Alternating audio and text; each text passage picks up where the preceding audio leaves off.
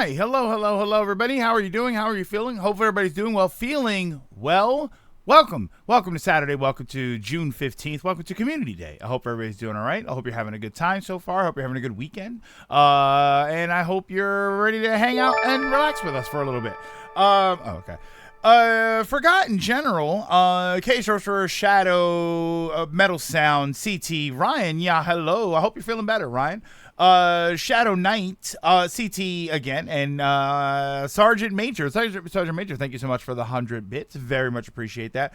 I gotta say, Greg, it's some funny timing you decided to play Rocket League. The Euros have started, and England's first kickoff is tomorrow. So I'm watching I'm watching you stream car footy, then I'm watching actual footy tomorrow. Yeah, I didn't know. Oh yeah, it's Sound Alerts. Hello, Sound Alerts. I saw that the Spider posted like it's Euro Day yesterday, so I was teasing him. I teased him and I said, say what you will about America, but at least we don't have Dollars Day. Since you guys have Euros Day. Yeah, I guess that's like the beginning of football season for you guys. But would you play Mega Man X7 on SGB after X6 is done? Well, I didn't. I played like 10 minutes of X7 and I hated every second of it, so I wouldn't play it. I'm sure they're gonna want to do something else. As far as I know, SGB doesn't typically do game 2 and then 3 and then 4 and then 5. So I doubt that they would want to do that. The way they talked about it with X6, if it sounded like none of them have ever actually played through X7. So we'll see what happens with that one. I'm feeling all right, if a bit tired, just no energy to do social stuff beyond tech stuff. Yeah, I get those, Ryan. I get those days all the time. I mean, you also are sick. Something happened, so that kind of makes sense. But I get those just regular days where I'm just like, I don't really feel like doing anything. Yeah, Sage is, wandering back and forth because I'm sitting at a desk. So, of course, it's got to be treats time. That's why England uses pounds. But there's still euros, right? There's still euros around. Euros abound. The season's over. Yesterday was the start of the European national teams competition that happens every 4 years. Oh, okay. I don't know how...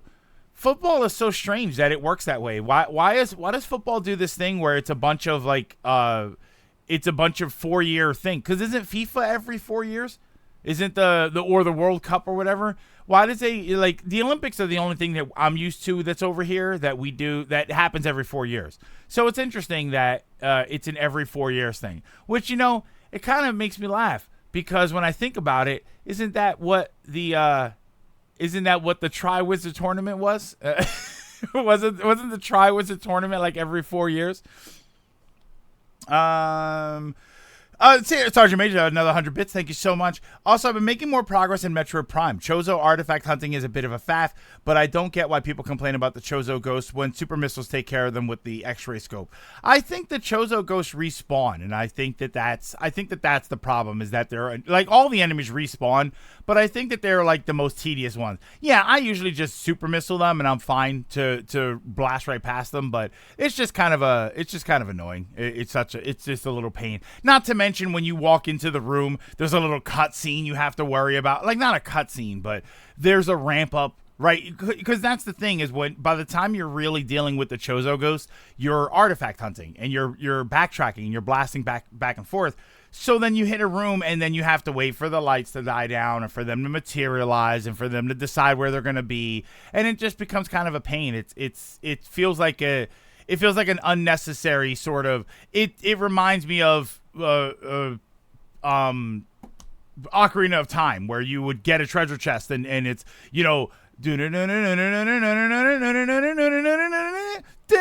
and it's 20 rupees. It's just like, come on, this is the 60th time I've had to deal with these. Why do I have to have this little thing? So it kind of feels like that, where we're with the Chozo ghosts. Like, it's easy to kill them. It's just annoying to have a what is effectively an unskippable cutscene before you can kill them. That's what I always kind of got annoyed by. It interrupted my flow. You're rushing through the areas as fast as you can, and you're artifact hunting or you're doing cleanup or whatever, and then everything just gets halted because they decide they want to have this. They want to turn the lights down low and make it really romantic before you one-shot every one of them. Germany destroyed Scotland in football yesterday. Oh, in football. Okay, I thought there was some sort of conflict going on. World Cup was in 2022 and the next one. Yeah, so the World Cup is every 4 years. The Tri-Wizard Tournament is every 3 years. See, it's funny because shouldn't the Tri-Wizard Tournament be every 4 years? Because that would mean that the Tri-Wizard Cup was going on during the first movie. But I guess they randomized the schools that take place. So maybe it wasn't happening at Hogwarts. Organizing the World Cup and continental competition. Organizing the World Cup and continental competitions every year would bankrupt a lot of people. I mean, I don't know. It's for the amount of money that I assume that brings in. I would think that about the NFL. But the NFL is every year, and it's part of the year, but they make so much money. They make literal billions of dollars. So how much do the football associations make? You know, between selling seats and stuff, merchandising for their brands, I don't know what the ticket sales must bring in a lot of stuff. So, I imagine they have to make enough money. I guess the thing is also I don't understand what the structure is. The NFL, for instance, is 32 teams. There is 16 games. I don't know if they bumped it to 17. I think it's 16 regular season games that are once a week. And it's 17 weeks. It's 16, but every team gets like a bye week or something. So ultimately, it ends up being 17 weeks with 16 games played per season. And then there's the playoff season, which is about a month and a half. So that's a simple structure. But they do it every year. You know, baseball is like, Ryan, you're a baseball person. Isn't baseball like 100 and like a team usually plays like 140 games a season? Baseball's ridiculous. Like they'll have in 2 weeks they'll play 10 games. 162 games for each team, right? Or is it total? Is 162 games total and then each individual team is going to play a certain amount of games? Yeah, and that's every year. And I don't think that includes the preseason stuff. Because all of April is preseason. Like, it's a lot of things. Yeah, every team plays 162 games over the course of the season. Which means overall, because teams get, like, downtime and stuff, so I don't know how that works out to total. I guess that does work out. And again, that doesn't include the playoffs. So that's why I think about football and it's confusing because the structure is different over there. So like the way we have teams that are based on cities and states, mostly just cities, you guys have teams that are based on countries. So like, you know what I mean? It's not like England has 32 teams. Hold on. Guessing because national leagues, Europe leagues, and world championships don't fit in one calendar year. So like FIFA, it makes sense that it would be every 4 years. That's like the big deal. What about the dry wizards? I don't think there are any trios. I think they all drink. I mean, which of the movies was it where the kids were getting butterbeer? Tri-Wizard, 3 schools, 3 wizards. Why not make it 3 years? Yeah, 3 years does make sense. Although there were 4 wizards that 1 year. Tri-Wizard thing was canceled for a long time because of deaths. The organizing country for those competitions always lose money. You only see return from the private small businesses and from interest in tourism in the following years. The only people directly profiting from competition are FIFA and sponsors. That's the lore reason anyway for the Tri-Wizard tournament. They make a lot of money, but they have to build stadiums to fit the league's requirements, make merch, and power the stadiums. That costs quite a bit, so they don't earn as much as you would think. Not to mention, I mean, and there are other expenses. You are paying players and stuff. Never been able to wrap my head around why the NFL is split into NFC and AFC. I think there's a reason for that. I think that probably just goes back to when it was the football, because it wasn't always the NFL, I think. I think it was something else. Or there wasn't always a Super Bowl, but I don't think it was always the NFL. I think there were two separate conferences, and then they eventually joined, and that became the NFL. And then that's kind of what the other ones do. The other associations, the other sports also do that too. You're comparing a national championship to an international championship. You can't really compare them directly like that. But that's the thing, Shadow, is the reason I'm comparing a national championship to an international championship is because over here, the United States is so large. The way we structure our sports is the way it's structured over in all of Europe. All of Europe, like I said, it's not like England is going to have 32 teams and Italy is going to have 32 teams and France is going to have 32 teams, because there's just not that much over there. The idea of international sports for you guys makes more sense. Which, you do have the U.S. doesn't really. Well, this is like Euros and stuff, so it's all the teams over there. But it's different. It's very. You have to understand, this goes beyond football. It just works very differently because we're so used to a larger space. Like, we think of everything as one country and a bunch of different states, whereas in Europe, it's thought of as a lot of different countries. There's the joke about how Americans don't. People from the United States. We don't travel because we don't know anything about other countries, but we travel. It's just we travel in the United States because the United States is gigantic. So we know everything as individual states, but that's the way our sports are structured. Whereas in Europe, it's structured kind of differently because everything is so large. Everything is so, it's a bunch of individual countries in one continent. This is European national competition. They do have a club-based tourney. England does have way more. England does have individual teams. Why do I always ever hear about England? I think this is what I'm talking about, where I'm completely thrown off. I only ever hear, whenever I hear about European football, I hear about teams, I hear about England. I'm sorry. I hear about Manchester United and what's the other one? What's the other one that I always hear about when it comes to Manchester United? Yeah, Mike, I live in Texas. I can drive for 12 hours and still be in Texas. If I went 10 hours to the west of Pennsylvania from where I am, I'm still in Pennsylvania. And I'm still in Pennsylvania, which is still very much the east coast of the country. Okay. Is Manchester City or Manchester United? Are those two separate ones? I always heard it as Manchester United. Okay, so I have heard of Liverpool and Chelsea. Arsenal is the one that I was thinking of, though. Arsenal is the one. No, is it Arsenal that I was thinking of? Because I didn't realize Arsenal was in the same place. Nottingham Forest. Wait, what? No, I'm closer to Philadelphia. Yeah, they're okay. Okay, that's probably why I'm confused about it. So I have Man City and Manchester United. That's what I'm thinking of. Or, see, I never heard it as Manchester City. I've always heard it as Manchester. I just heard it as Manchester and Manchester United. Those are the two that I know. And I've heard of the other ones. I've heard of people say Liverpool, Chelsea, and Arsenal is the one that always kind of I remember when somebody says it. Yeah, but that's the thing is that that's why I'm not really sure.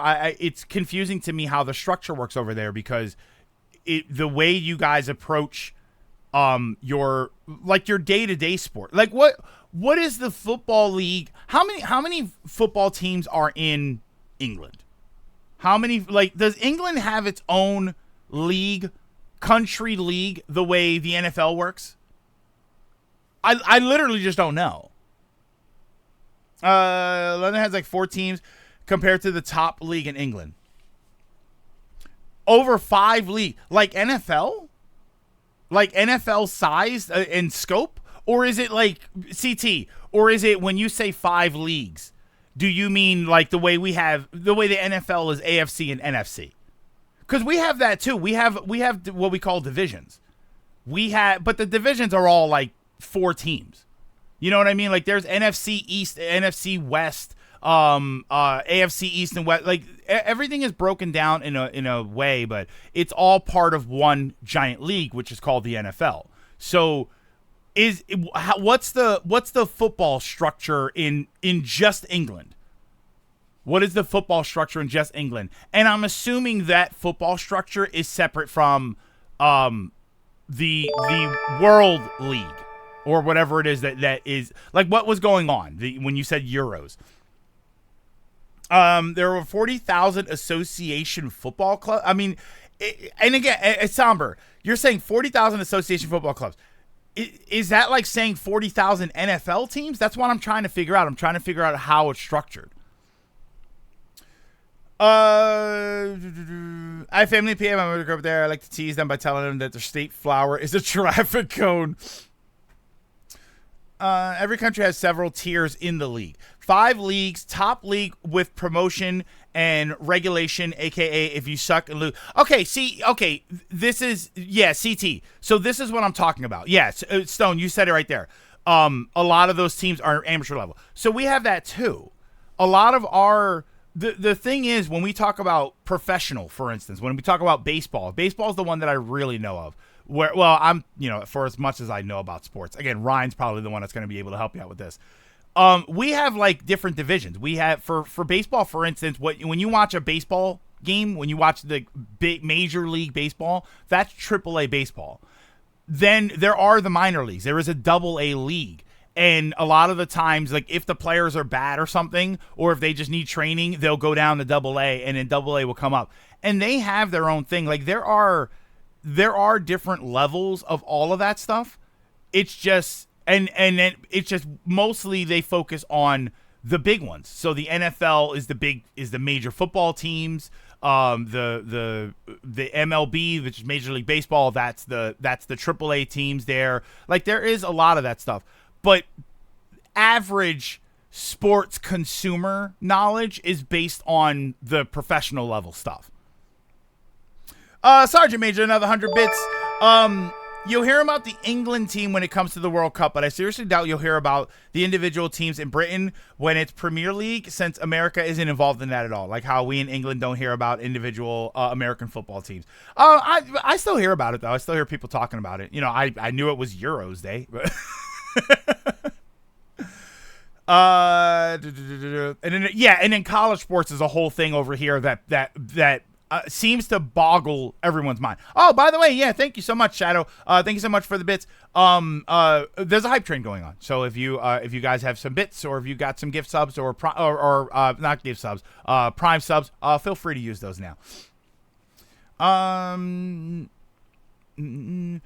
In the U.S., we are a closed league system, meaning no promotion regulation. Only way in is buying into the league or folding. While over in the UK, if you lose, you are sent down until you...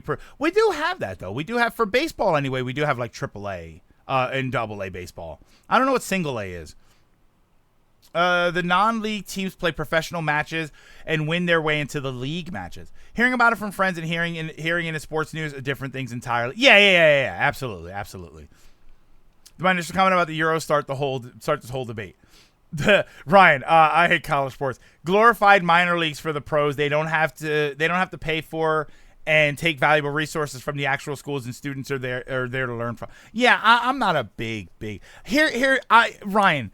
I'm fine with college sports on the Division 2 level and below. I'm fine with college sports being a novelty.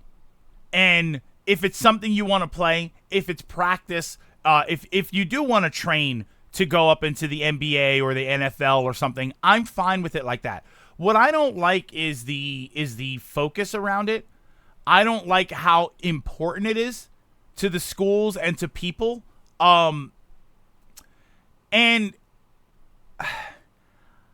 I appreciate the pageantry of it all. That's the big difference between college sports and professional sports.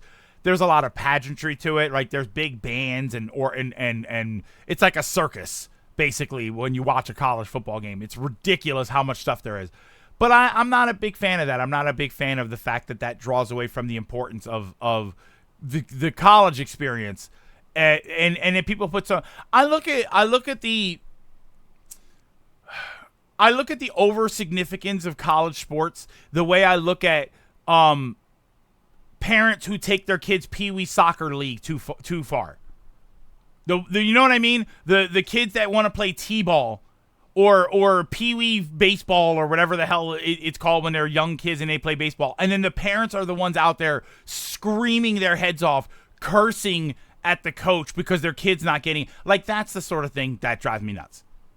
That's the kind of thing where I'm like, what? Little League, thank you. For the life of me, I couldn't think of Little League. That's what drives me nuts. I can't stand that. They're there to have fun. Let them have fun. Your kids go to college. College is for an education experience. Sure, there's, you can have the sports stuff. That's fine. I don't think it should be anything more excessive than Division II. I don't think millions and even billions of dollars should be going into college athletics. I just don't think so. The problem is they're supposed to be there to learn stuff, not be glorified minor league CT. Yeah, most of those college football and basketball players don't belong in the high school level colleges, in these high level colleges from an education standpoint. My experience with them has been they're mostly dumb as rock. I mean, I'm not going to say that that's true because I just don't know. I've never met enough of them to say that. I know that's the stereotype. I know that the stereotype is that they're not, that they're not the brightest.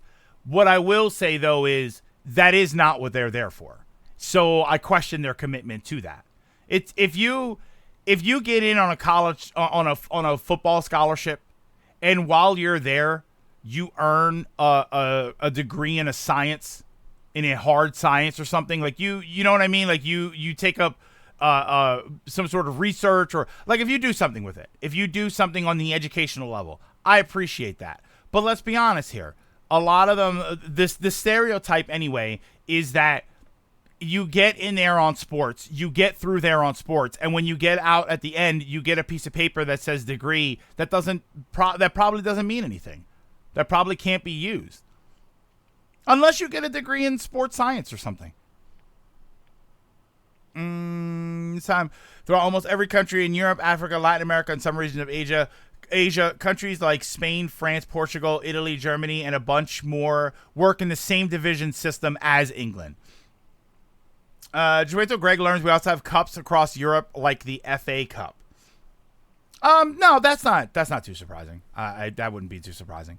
Again, I think the thing, Somber, is that where it seems like it's overly complex when it comes to European football. What other sports, by the way? I only ever hear about European football.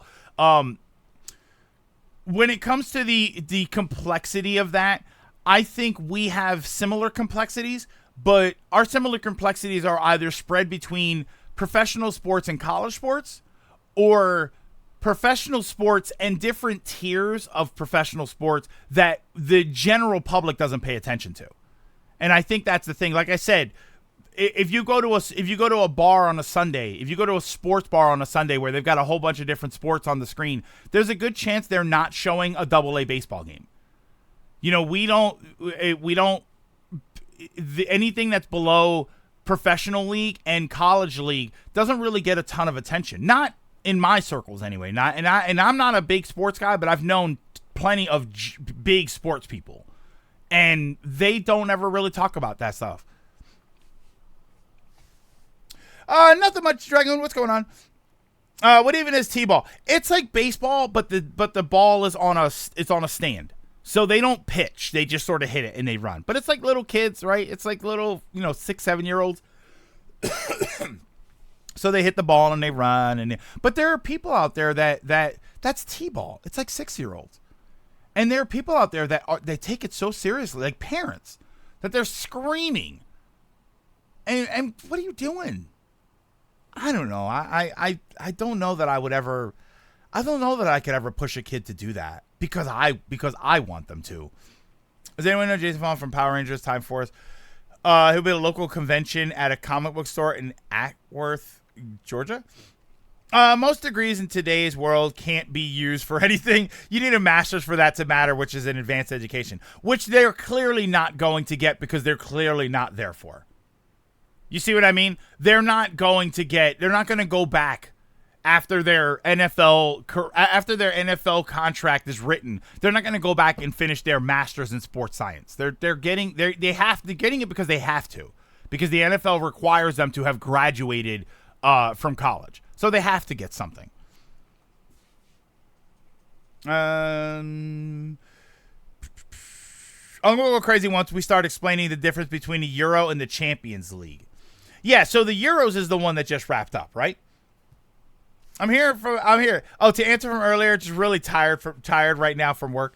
Oh, hey, Vanilla. I'm sorry, Vanilla. I saw you came in. I'm sorry, Vanilla. Thank you so much. You dropped tier 1 sub. I subscribed for 40 months. I'm sorry, Vanilla. I was on my soapbox and I was ranting about European sports. As an American, I have strong opinions on European sports. But thank you so much, Vanilla. I very much appreciate that. I hope to see you at Too Many Games. 2 weeks. Less than 2 weeks, technically. It would have started yesterday.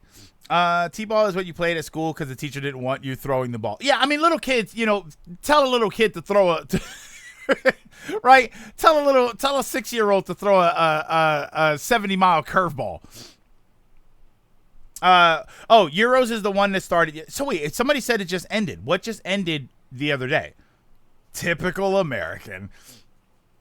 It's also the King's birthday today. Is it really? Euros just started. Poor Scotland got smacked. What I mean is college, as we think about it, doesn't give you masters. It gives you, and that's why I said degree. I didn't say BA. I guess that's not it. Is that a degree? Is a bachelor's? Bachelor's is still a degree, right? That's 4 years. Isn't bachelor's still a degree? Even most non-athletes don't move on to master's education. I think you need a bachelor's in order to play in sports, right? Don't you? Someone with a 6-year-old nephew, ask a six under to hit a moving ball, and you'll understand why. No, I understand completely why T-ball exists. What I don't understand is why parents look at T-ball and they look at their kids playing T-ball and they freak out, like they're screaming at each other and they're screaming at the kids and they get into fights with the coaches about it. It's insane. I played Pee Wee T-ball when I was 6. Private local club season is what ended last month. Le Mans 24 Hours also started today. Oh my God, did that? It's all going at once. You definitely don't need a degree to play professionally. I was always under the impression that if they picked you up in college sports, that they weren't allowed to pull you out of college. I was always under the impression that you had to actually graduate from college first. Although I guess technically graduating 2 years is an associate's degree. Bachelor's is a degree. It doesn't mean anything anymore because, most people have one and businesses have unreasonable qualifications for job these days. Yeah. Ryan, it's like the joke about 2 people going for an interview. One of them has a 4 years bachelor's degree and no experience, and the other one has no degree and 4 years experience. And who gets hired? That's right. It's the third person who knew the person doing the hiring when they went to high school together. That's the guy that gets the job. You can play in the NBA after 1 year of college. You don't need a bachelor's degree. Interesting. Because parents need to live through their children for reasons. We're spoiled for sports currently. All the sports is happening because of summer hell. Wait, it's summer hell. The Olympics is... Wait. Oh my God. Somber. I didn't even realize that. It's the Olympics this year. It didn't even occur to me that it was going to be... When is the Olympics? Wait, is it the... Yeah, it's the Olympics. It's 24. You need 3 years experience for an entry-level position, but you need an entry-level position to gain experience. Next month. Do you know when exactly? What's the difference between a bachelor? Bachelor's is 4 years. Master's is 8 years. And I think a doctorate is 10 years. Or is it 12 years? The Olympics aren't this year, are they? The Olympics is later. No, it's this year. It's every 4 years. It's the zeros. It's the or not zero. Well, it was 2020 before. Isn't it? It's the zero. It's zeros, and then, or I'm saying zeros. It's not really zeros. It's like the 4048, right? And then the one, and then the winter is the one in the middle. Yeah, Paris 2024. Associates is 2, bachelor's is 4, master's is 6, doctorate is 8. Okay. Yeah, it's every 4. The Olympics the Olympics and the Winter Olympics are every 4 years, but they staggered by 2 years. So 2026 will be the Winter Olympics. Summer Olympics are every president. Yeah, it's the year leading into the presidential election. Oh yeah, and it's a leap year. It's every year that's a leap year. Do they have leap years in the UK and in Europe and the rest of the world? I don't know. I don't know. I don't know what the structure is. BA is 3 years. I thought BA was 4 years. Master's is 2 on top of your BA, and doctorate is 2 years on top of your master's. At least that's how it is. Yeah, I think it's similar to that, but I think that the other who said that? I think that CT has it right. If that was mine about the Olympics, you misread it. Oh wait, did I misread it? Isn't the Olympics adding breakdancing this year? Are they? Breakdancing, I was gonna say it's subjective, but I guess so are some of the other ones. Hey D, I forgot his general election is next month. Technically, a master's is 2 years, but at the graduate level, whereas a bachelor is 4 years at the undergraduate level. There you go. We still use the Latin calendar with 10 months. I like them. What was Skinner in The Simpsons where when they switched everything to metric time? And what hold on, what was he Simpsons metric time. It was when like the smart people took over.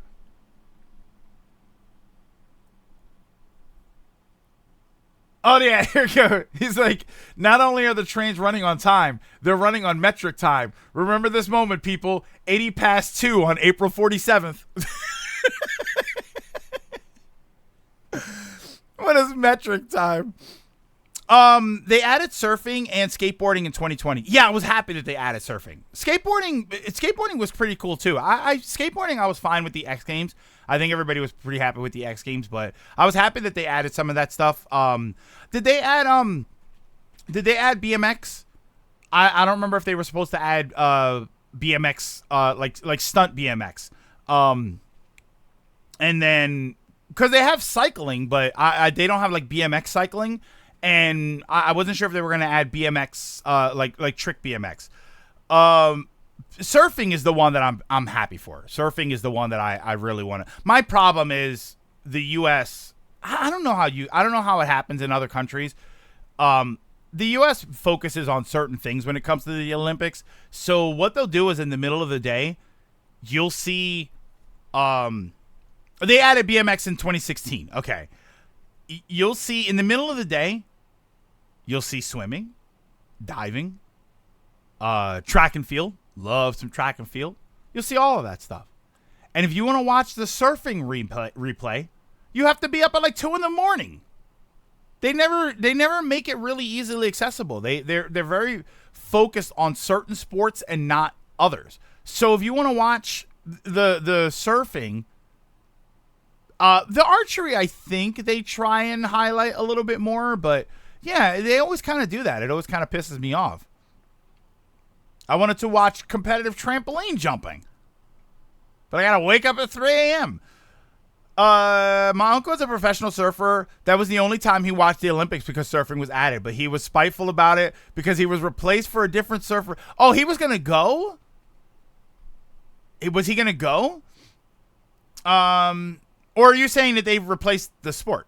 No, replaced for a different surfer. Watch that skateboarding. Little girl in the Olympics was the high point for Brazil in the last 4 years. Don't forget underwater basket weaving. Look at all those great sports that they added. I still would like for them to add gaming. I think I would love for there to be some way to add gaming to it. I think the problem is that gaming just moves too fast. That's my only issue. You know, riding a bicycle is riding a bicycle. playing basketball and running track and diving and swimming, those are all the same thing, and they'll always be the same thing. But gaming is dependent on the game that comes out. You know, you're dependent on something that isn't as rock solid. You can't. What are you gonna game on have the Olympics on Call of Duty? You know what I mean? Like, you can't really do that, because that game is not only is it going to be subject to a lot of problems, like functional problems, but in 4 years the game's going to be different. You know, so I feel like you would have to. I feel like you would have to develop a game that is specifically designed to be the game at the Olympics. You know, and I don't know that it works just to pick one. I think you would have to come up with a game that this is the Olympic esports game. And it's a shooter, or it's some sort of competitive sports game, and that is the game that you play. And the Olympics are the ones that decide the rules, and they make sure that it functions. Because you can't leave it to a company. You can't leave, you know, it wouldn't, I feel like it wouldn't be fair to leave the development of an Olympic level game to a company that is originated in one country. So I feel like it almost feels like a conflict of interest.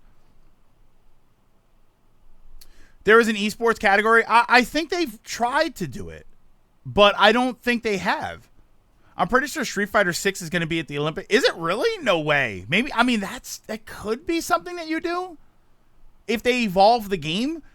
What about playing Mario and Sonic at the Olympic Games? I think the closest thing I think would be acceptable. Ooh,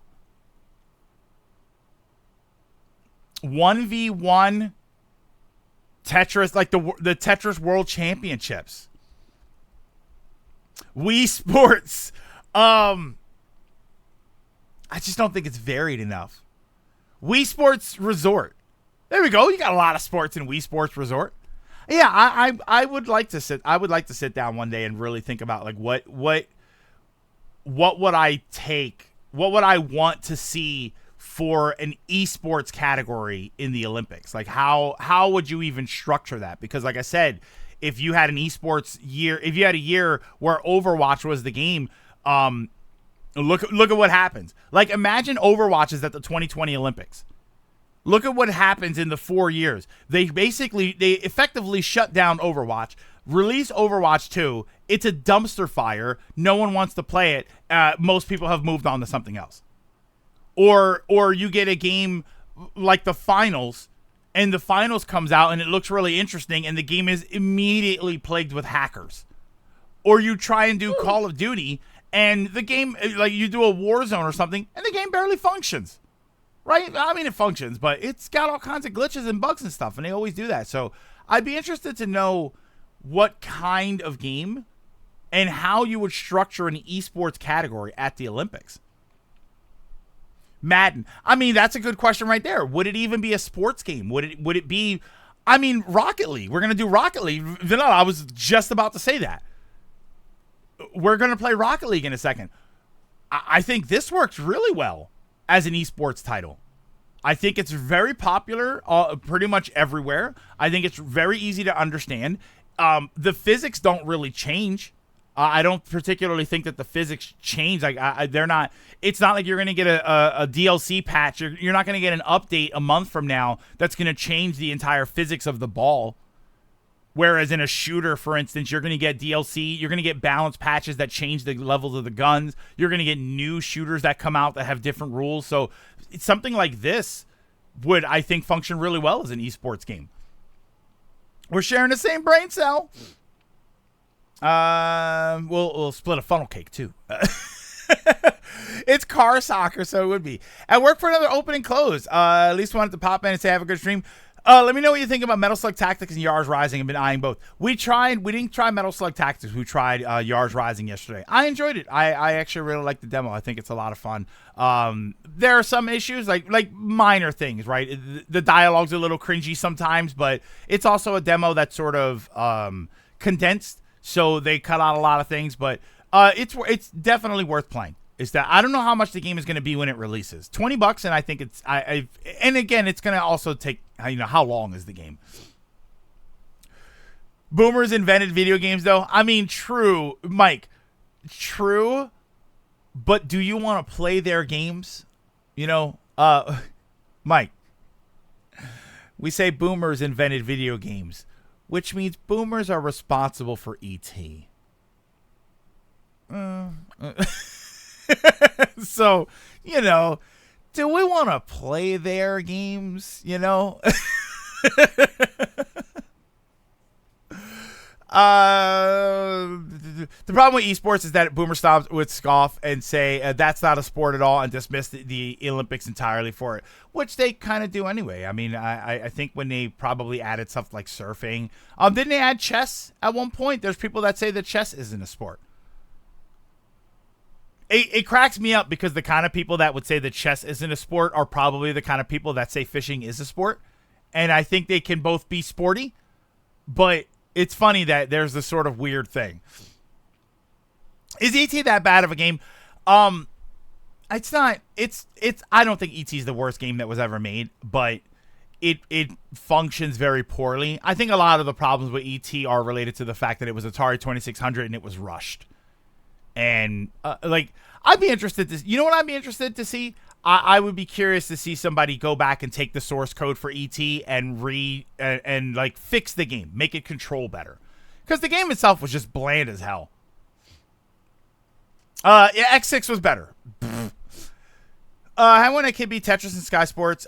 Said he had bad parents for letting him play games, and he talked about how fat kid was doing. Yeah, so that's not good. You know what I mean? I Googled it, and there was something called Olympic Esports Week last year. That's something that they probably do secondary. Since esports aren't in the Olympics, they probably do that side by side. You also have to be tricky with that. The Olympics committee, like whoever, I think they're actually called the Olympics committee. They're actually super protective of their image. So it costs money to, if you're going to use the Olympics name and imagery and the rings in a piece of media that you create, it costs a lot of money to do it. Considering adding hide and seek to the Olympics. That was discussed. That was discussed during the 2020. I mean, I imagine that there's a lot of that stuff. Parkour, I think parkour would be kind of interesting to add, where you do competitive parkour, where it's a race, but it's also a score challenge. That'd be kind of interesting. ET isn't the worst Atari game, but it's not the same as it was a good. No. We're no. It's a great game, bad game. ET's right around here. ET benefits from having released on Atari. I prefer the Paralympics to see as the amazing feats by the athletes. I never actually watched the Paralympics. If a rushed game could cause a market to crash, when we're getting another one, with how rushed all games are now. I'm glad ET happened. It was a learning experience for the industry. We just had a rough couple of years there. Have you seen competitive tag? No. I mean, competitive tag. It just sounds like touch football. You run around and you try not to get tagged. Right? Isn't that? I'm sure there are extra rules for it, but ironically, I think that would work as an Olympic sport. I actually do think that would work as an Olympic sport because that game is not going to change. Like I said, with competitive esports, if a new game comes out, that changes everything. If a DLC patch comes out, or new guns or something in a shooter, or new physics in a different game, all of that can change the game. Or if the company just decides to move on from the game, all of that changes. Tag isn't going to change. You run around and you try and tag each other, and you change the structure of the rulings. But other than that, that sport's not going to change. That would actually work. Listen, it sounds crazy. For anybody that thinks that competitive tag and Olympic level tag sounds crazy, I want you to remember that there's an Olympic sport for how far can you jump. So let's go ahead and start putting into perspective what some of these sports actually are. one of the most famous, well-known sports in the Olympics is just running. So the idea of competitive tag is actually more nuanced and complex than some of these other Olympic sports. How far, how high you can jump. I always hated the high jump. I always hated the high jump. I was always annoyed by that particular event, specifically because no one jumps like that. When you go to jump in the pool and you want to see how high you can jump, as as opposed to the other kids, no one jumps like that. I think that high jump should be, you have to jump and your feet have to be the thing that crosses over the bar. I don't know why. It bothers me. It's so annoying. Yeah, how far can you throw a frisbee? I don't think it's plastic though. Isn't it like stone or something? It's like a discus.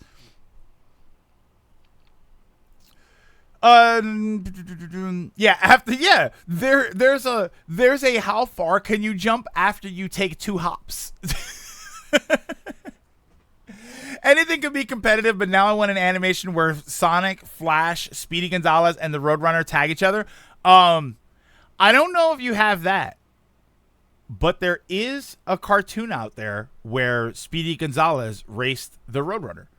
That is a cartoon out there. I found an article from the official Olympics website. Apparently, there is an esports Olympics in the works. I linked it in Discord. Stream topics.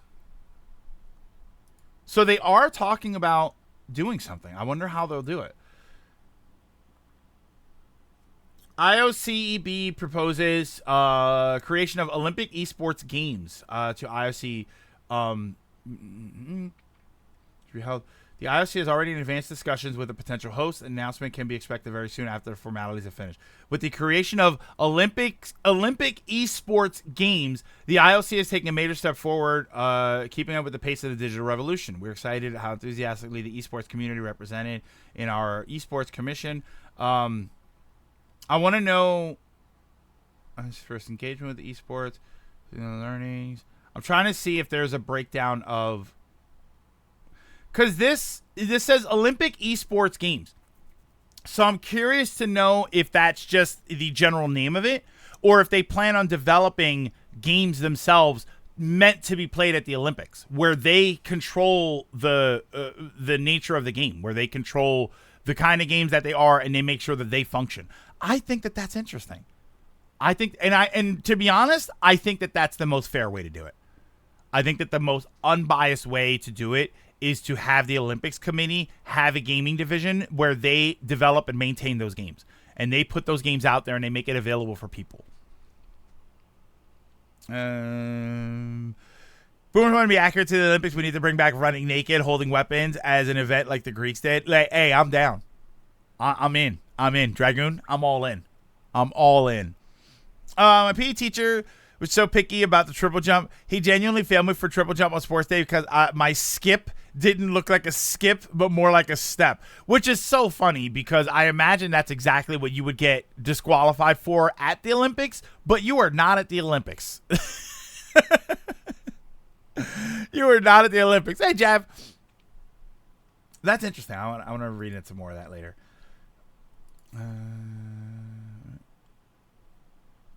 Oh, brother. Hang on 1 second there. Okay. Look at Discord. Which one? Hey, look at you. Where are you at? Is this just you going to work? Looking good, Flip. Is that you going to work, or are you at a convention? Yeah, it's PE, not the Olympics. Where's my Mario and Sonic 2024 Paris game? I really hope that happens. I would really like for that to happen. Fan Expo. You're at Fan. Where? Wait, what Fan Expo? Where are you at the Fan Expo? You're not in Philly, right? Okay. Alrighty. Speaking of Olympic Games, Yeah, Flip is at P2 East. He's doxing himself. Okay. Yeah, we're good. All right, so here's what we're gonna do. I'm going to take a quick break. I'm going to run to the restroom. I'm going to grab some coffee. And then when I come back, we are going to jump into Rocket League. I have the game loaded. So I hopefully everybody is here and wants to play some Rocket League with us. Like I said, if not, or if we don't get too many people, maybe we'll play for a little while and then we'll switch over and we'll play some Mario Kart or something. Going to try and meet Ahsoka, Ezra, Anakin, Obi-Wan, and Cal. Yeah, where are you? Where's the Fan Expo? London 2012 was peak M&S Olympics. Not because I'm British or anything. Best thing about Mario Sonic at the Olympics is the remixes that come with them. I'll send Super Mario Land medley in Discord. I'd love to, but I'm draw grinding in Final Fantasy VIII. Was this canceled due to Yoshi's tax evasion? Definitely down for some Rocket League. Sorry. So yeah. Oh, Boston. Okay. All right. So give me a couple minutes, and I will be right back.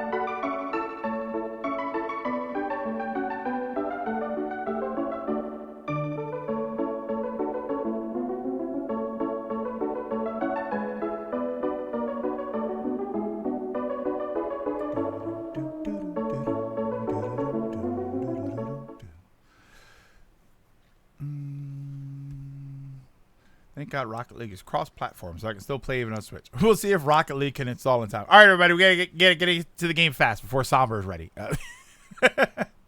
Time for some Olympic Rocket League. I mean, if there's an Olympic for how badly oh my God, I wasn't expecting there to be audio when I switched it over. Scared the hell out of me.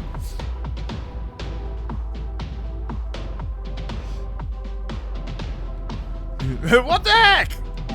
All right. Woo. This would be the first time I play this in forever. Oh, you're aware about the copyrighted music. Uh-oh. Wait, so, can you turn that off? Is there like a streamer mode? I should probably, that's a...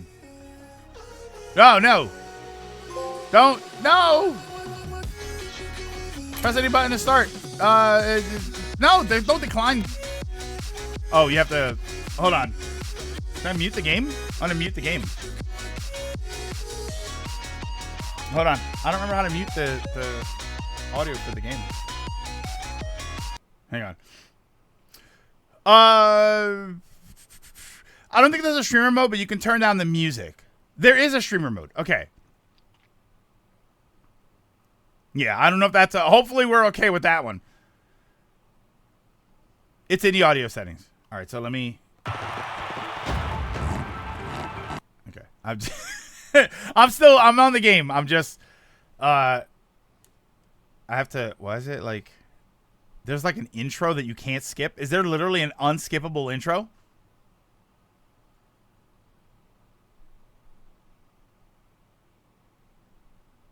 Get ready to defend. Wait, what? Has it been this long since I played the game? What's happening? What am I doing? Why is it doing that? They added this when the game went free. It's for your first time playing the game. I've played before, though. I mean, I don't think I played... Did I play when it went free?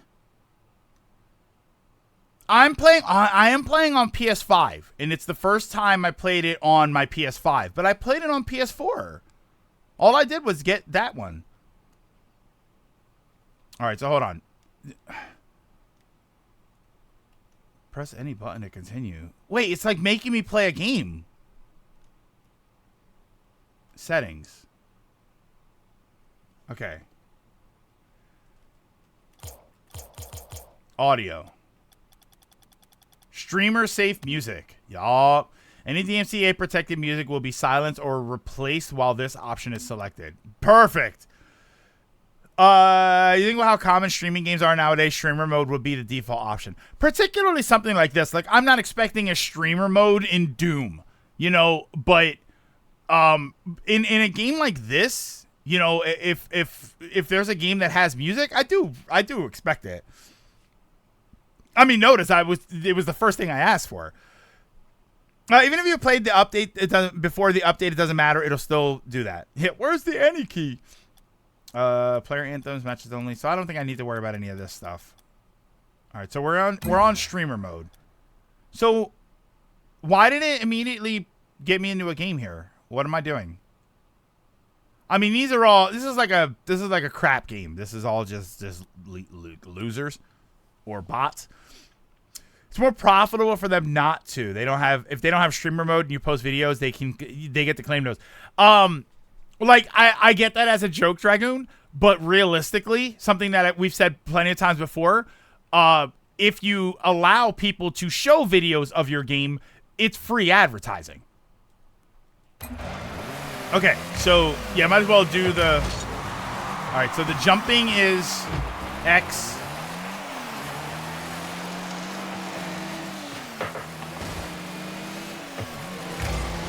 Okay, square is like a slide. That's the boost. Yeah, it's the tutorial because it's a fresh install. All right, so we have to play. Oh, wait, I have to change it to Rocket League first.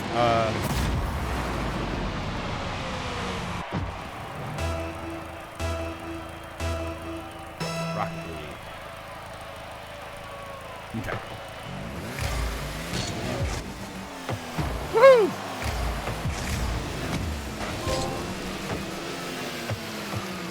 Whee! I'm just having fun. Oh, no! I got hit by the imp. Oh, it's like Game of Thrones all over again.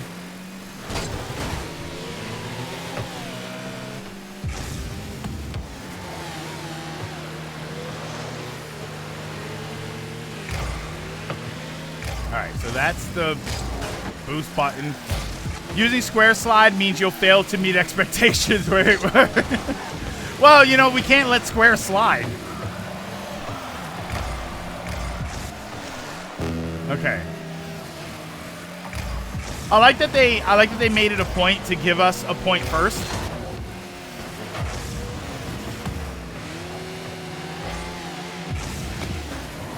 Yeah, oh my god, the intricacies of this game must be amazing. Uh-oh. Oh my god, I almost scored for them. Move it!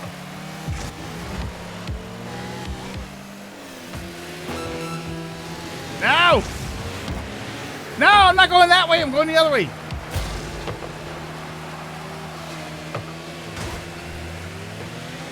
Come on, I can get a point.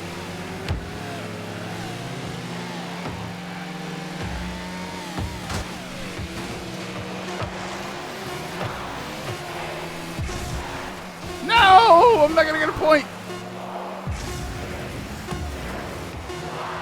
Okay. Yay! We won! Tactician? Alright, so continue. So it makes you do all of that.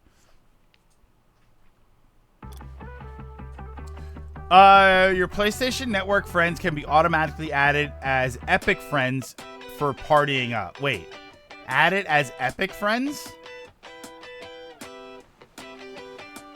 What does that mean? Double tap to jump to do a flip in the direction you're holding the analog stick. This is the main method of hitting the ball. Okay. Add? Upload goal replays and 30 seconds of gameplay from your match at any time to share social. To share on social? For more information on how to set up post-party, close. You've completed your first match. Your rewards can be found in your garage inventory. Where's my Samus car? Is this cross-platform? It is cross-platform.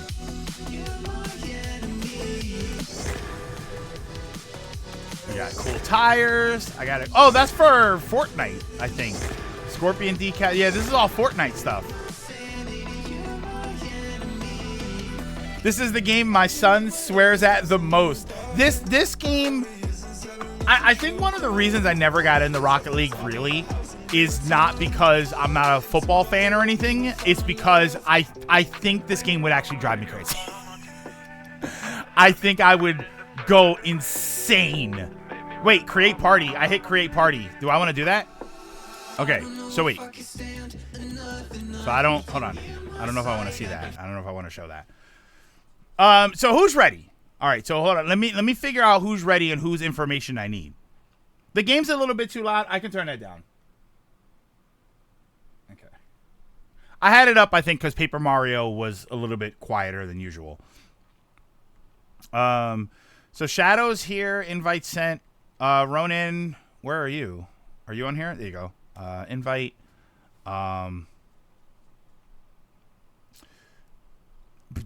So whose information do I need? And what are you going to show up as on here? Because I have a bunch of people like Ronan, like Shadow is Shadow, but Ronan is somebody else. So whose information do I need? You'll need to add people as Epic friends to make a party. So how do I do that? So that's going to be... Oh.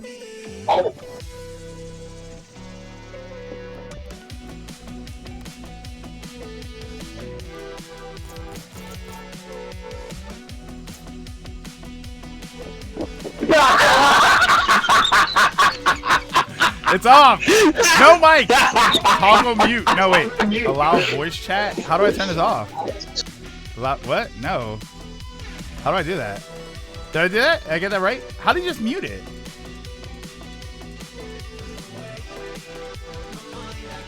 Did I mute it? Allow voice chat with nobody? Yeah, whose laugh was that? The sinister laugh. Am I right here? I'll get your information in a second. I just Wait, what? It's off. It's off. Okay. It's off. Thank God. Oh, that laugh was you. Okay. I was like, wait a minute. All right. So hold on. So how do I add people here? Well, okay. Wait. Can you like friend me? So my name on PlayStation and here too is Uncle Silver with double underscore. So Uncle __ Silver. Press R2.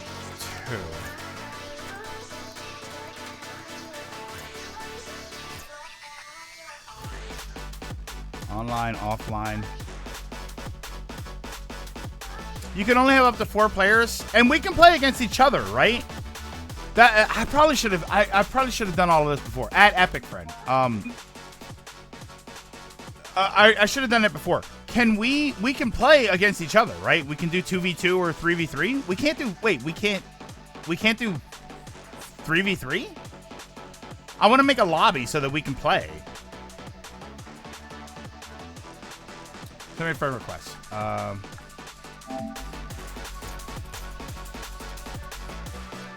request?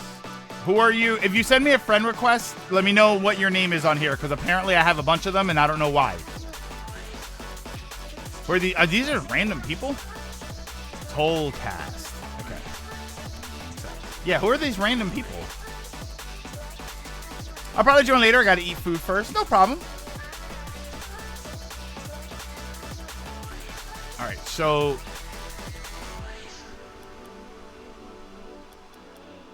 yeah, why are there just random names here? You do custom matches, but it's a bit complicated to set up. Well, I want to do that. I don't want us to play other random people. I want it to be a community day game.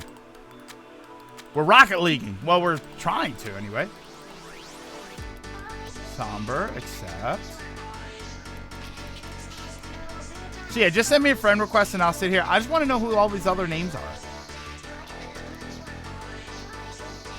You can create private matches. Okay, that's what I want to do. But I can only have 4 people in a group?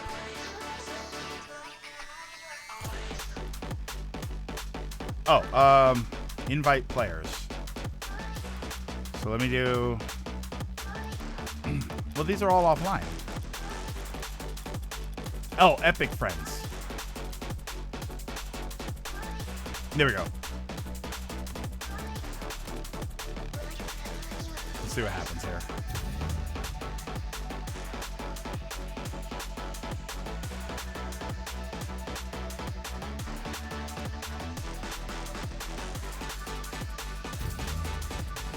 Okay. No, it gave us 5. It gave us 5. So, well, with myself included, right? So we need one more.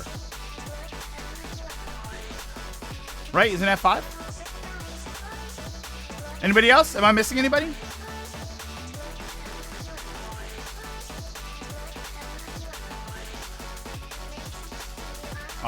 Everybody, you guys' cars are glowing and stuff. I'm in for it now. Sorry to whoever gets saddled with me on the team. Oh, remember message. You don't need to add friends. Create a private match and people will be able to join. Okay. So, well, you know, it's good to have friends anyway. Private match. Create private match. Sakar. Cosmic 3v3. No bots. Region recommended. Joinable by name password. Team settings. Mutator settings. I saw RL. I thought it meant load resistance. Wait, that's LR. Wait. Hey, Rag. What? Oh, recommended just picks the ideal region for everyone to play in. Okay. All right, so we should be okay. I think we're missing. See, look, it even has my look Silverdome.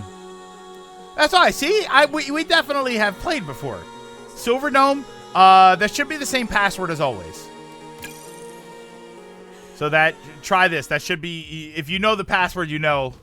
But I give it to you anyway. It should be that.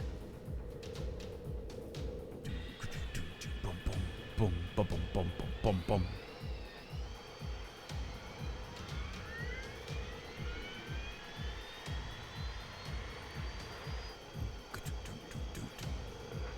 Who the hell? Who the hell's Tommy? Oh, wait. Oh. Wait, it's lopsided, though. Why did it do that?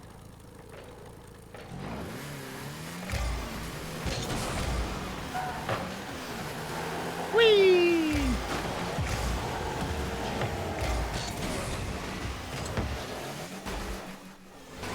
The password is password.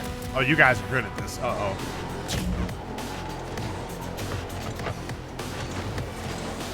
Oh, Tommy, that's my switchy. Okay, okay. All right. Before we get started, well, we're technically already started. We're going to have fun. Nice, enjoyable games. We're not going to take it too seriously. We're not going to yell and scream and bang on the desk when we make mistakes and when we aren't understanding how the game works. And to be very clear, I'm speaking to everybody, but to be very clear, I'm speaking to someone very specifically in mind. I am talking directly to myself.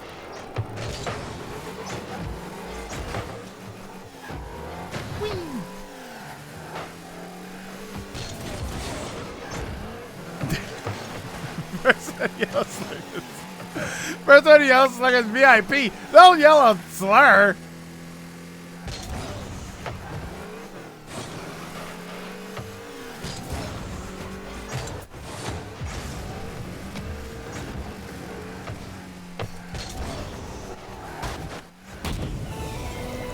Loser has to record X6. Oh, brother. Believe me, there's a part of me. Oh, nice little double tap there. There's a part of me when I'm watching the X6 stuff, as we were like recording it, I was sitting there thinking, uh-oh, I'm gonna have to like play this for the channel, aren't I? Oh, sorry, Tom. Loser has to record Ghostbusters on NES. I think I've beaten that game before, too. Uh-oh. I centered. Oh, wait. That actually worked. You know, I'm going to ask the stupidest question I think I may have ever asked. Because we just kind of jumped right into this. So this is like a game, right? I was expecting there like tutorial something while we wait for a sixth person, and then it didn't happen. Whoa.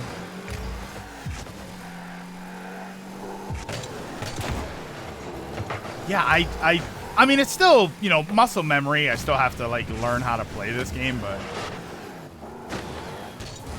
Oh, no!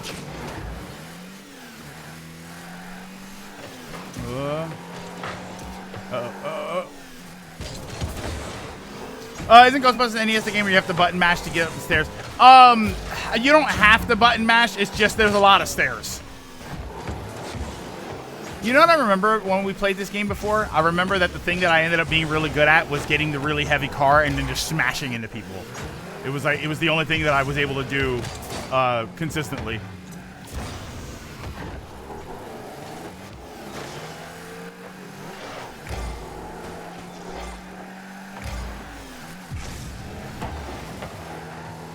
Just like the first movie. Yeah, it's a lot of stairs. Which, yeah, you're right. You're absolutely right. That does actually make a lot of sense. That there were so many stairs in that game. That's a whole bit in the movie that there's way too many stairs.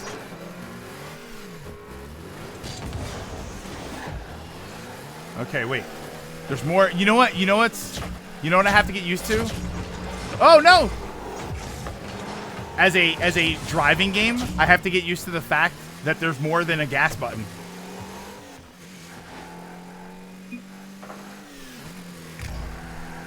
Uh-oh.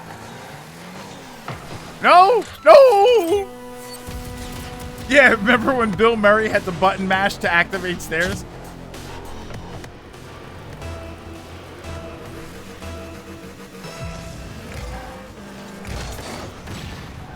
This new Tron movie looks awesome.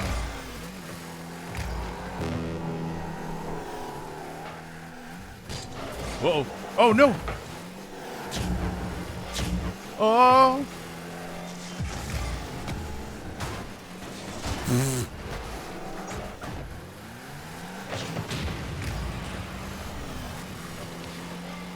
Oh, no, you centered.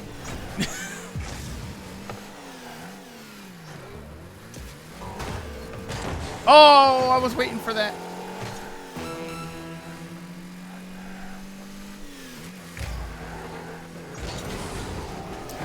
Speaking of Rocket League, apparently Fortnite has apparently abandoned the racing mode. Did they really? I mean, it's not super surprising, but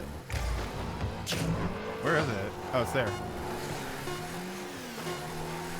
I mean, we kind of knew they would.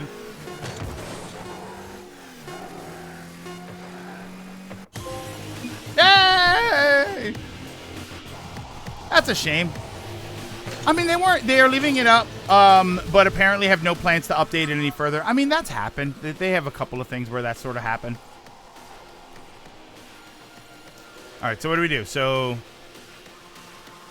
change playlist. Hold on. No, I want to change match settings. Arena. Random?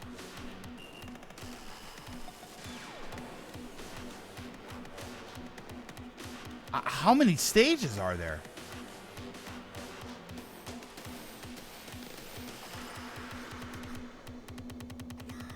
Are you serious? Wow.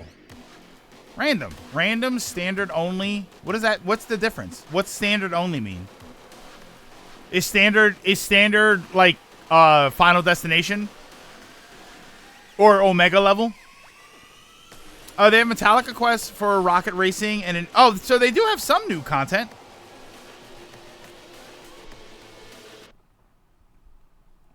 Oh, damn it. It started right into the next match.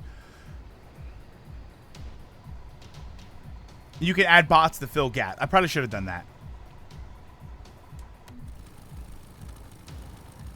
Standard only means it's traditional football field with no gimmicks or slopes or anything. Oh, okay. Yeah, so it's basically the Omega levels. It's just a flat stage like normal, which I feel like is probably that's probably going to be beneficial.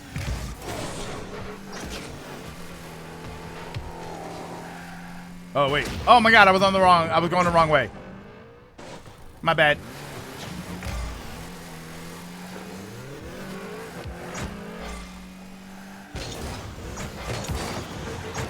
Flip.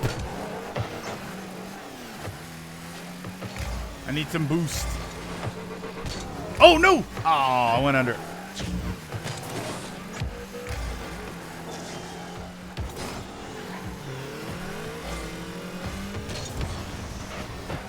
The racing mode was the least advertised out of all of them, like Festival, no Battle Pass, the appeal that LEGO had. Yeah, I mean, LEGO, you know, LEGO worked really well. Oh, no! Oh, that was a gimme, I think, right? No, wait, I'm on the wrong side. I am on the right, okay. I was going the right way last time.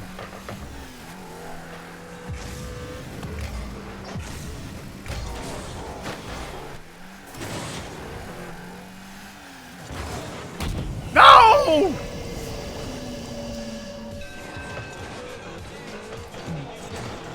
And there's multiple game modes.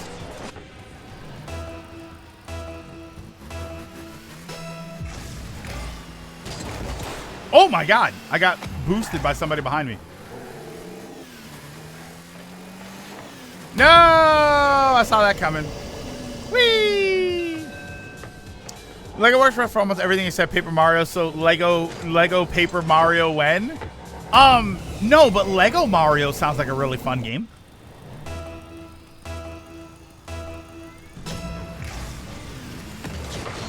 Blah.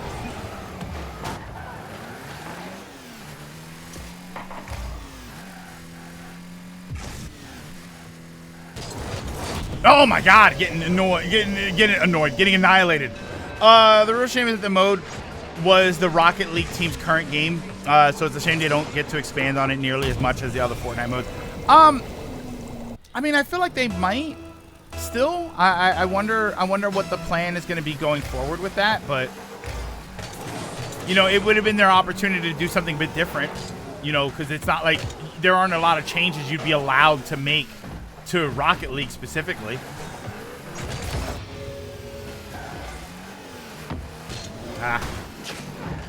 Yeah, this game, Dragon, I think it was you that said it. This game, the learning curve is very high. There's a lot you have to understand about the controls. Your muscle memory needs a lot of time. It feels like it would take, and the physics of the ball itself. Like there's so like I was kind of going for it right there, and then the ball bounces further than I was expecting.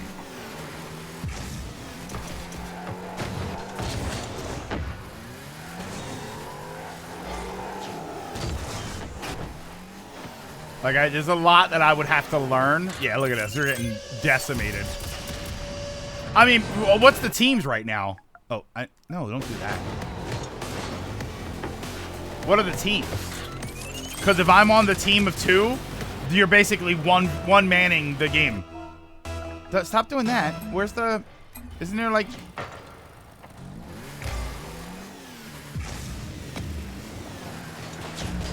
Ah!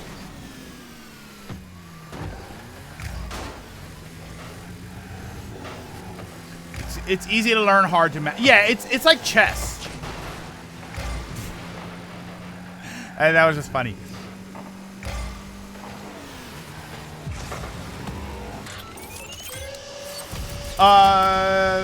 This is a good example of the point I made yesterday. If you master this game, you get a lot out of it, but you need to play it so much to master it. For many people, it's not going to be worth the effort. Yeah, I mean, that's always kind of the case. Yeah, this is one-sided. I mean, it literally is one-sided.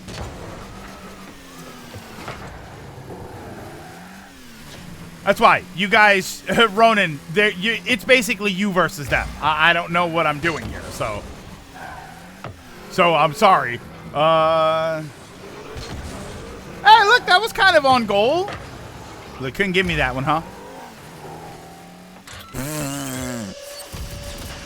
No problem, Somber. Couldn't give me that one, huh? Hey, Marcos. There you go, test. Whenever I play this against people flying and flying in the air, hitting the ball, I know it's going to be a loss.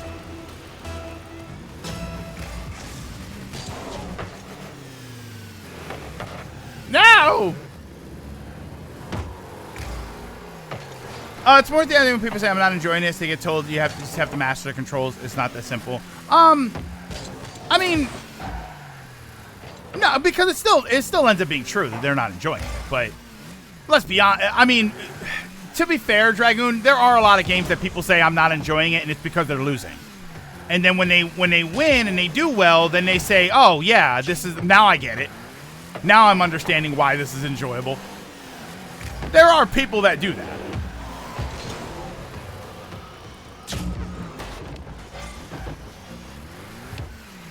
So how do I? Okay, so do that. No! I think the next rocket racing session will have a pass when that starts. Last I heard with the leaks. Whee!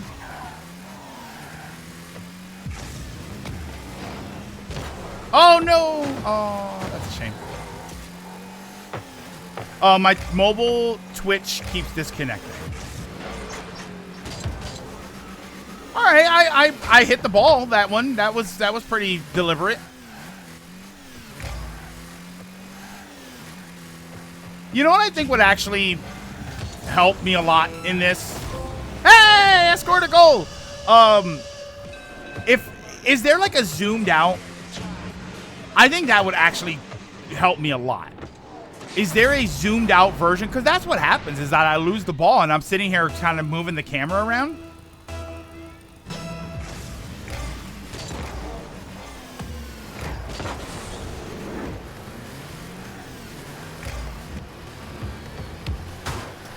I can adjust my FOV. Oh, I can. I have to do that. Triangle is the ball cam.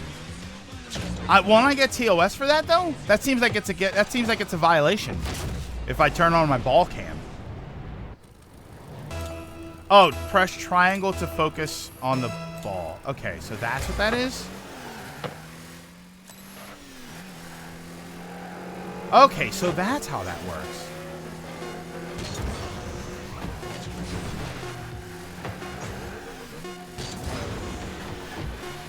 No! You're just behind Chopin. Oh, no. Oh, wait, it was only 2 and 2? Oh, Somber stepped out. Somber stepped out. All right, so hold on. So don't... Next match. Can I exit to main menu? Let me exit to main menu. That's going to keep us in... Here, I'm going to exit to main menu, and then... We'll start it up again. I want to check some of the settings because now I am on PS5. So look, there we go. Rocket League and Metallica. Shred the pitch with the Metallica Jaeger 619 bundle and Metallica anthems. Arcade playlist. Riptide Rivals. So let me go to settings here. So I can change my FOV. I do want to do that too. Camera. Field of view. What it goes? It goes up to 110. Let's try 110. Let's see what happens at 110. Oh wait, controls how far your camera is behind your car. Hold on, I'm gonna crank it all the way up and see what happens here. Height, we'll turn it up a little bit. Now we'll keep it. That's default. That's default. Okay. So let's see what happens here. Play. Private match. By the way. I know I'm going to get really annoying with this. I'm just going to do it the one time. I'm going to do it the one time. And I'm going to leave it. All right? Do you see how easy this is to navigate? Do you see how I see exactly the options on the left side of the screen? And I see my things that I might want to do on my right side of the screen. And I click play. And then a very easy to read set of menus comes up. And I click private. The most complicated thing on here was that it took me a second to realize I was still highlighting private match. And then I pressed private match. And then I said create private match. And I am not assaulted with imagery and sounds and menus on top of menus. And I had voice chat on. Do you see what I'm talking about? That's it. That's it. I'll let it go from there. 3v3 team settings, mutator settings, arena size random. Do we want to do standard only? Sounds like a skill issue. That's it. It occurred to me right there. It's just that it occurred to me right there how simple everything looked, and that was what clicked in my mind. Was just like, wow. I at no point did I need to ask anybody here where that was. Hit play and hit private match, and I didn't have to ask you to tell me where it was. Great match. Skill issue. I can't believe they changed his name to High Confessor. It's not High Confessor. It's Funeral. I have a problem with that.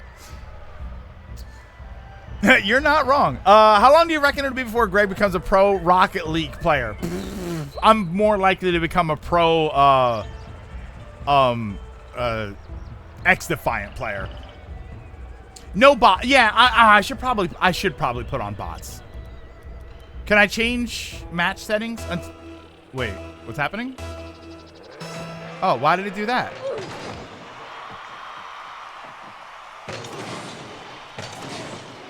Here, we'll watch you play. I'll watch you guys 1v1. This will be fun. I'll become a pro Fall Guy player because I suck at this. Oh, how do we get in on this? So you can join. I gave the room code. So you need the name and the code. So the name is Silverdome, and the passcode should be 84448. Yeah, go to private match, join private match, and then that's the information that you'll need. Greg with the color commentary. The car hit the ball. Goal. You need to give a sports commentary. All right. Let's see here. Another big face-off with Ronan coming out with the ball. Wait, I have to say Poison. With Poison coming out with the ball, but Tommy takes it back. Saves himself from a goal right there. Tries to rush it along the field. Oh wait, he's on goal. It's a goal. It's a 1v1 though, so this is gonna get really tiring really fast.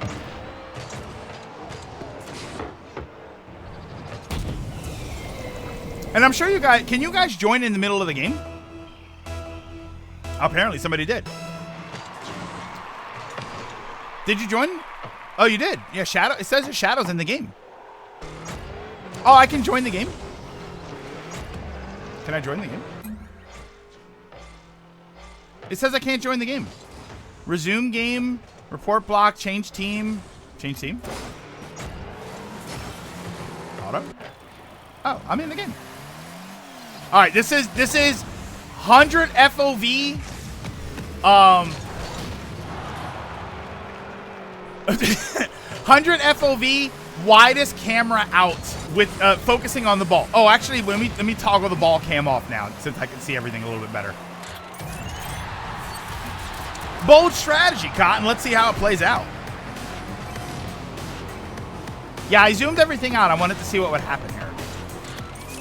I think that's going to be an important thing, is for me to get, like, I might need height too.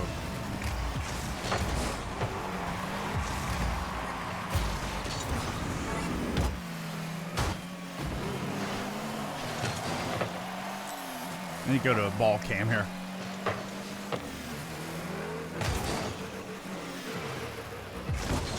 Oh, good shot. Oh! This camera is nauseating. I have it on ball cam, so it's auto-rotating around. That might be a problem. I'm wondering if it's the FOV.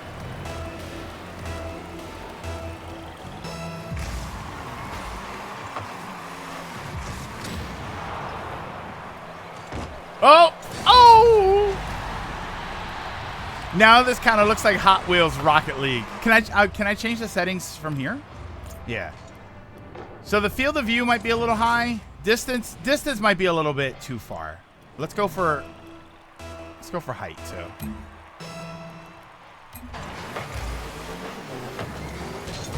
Ah. Okay, what am I doing there? Oh no.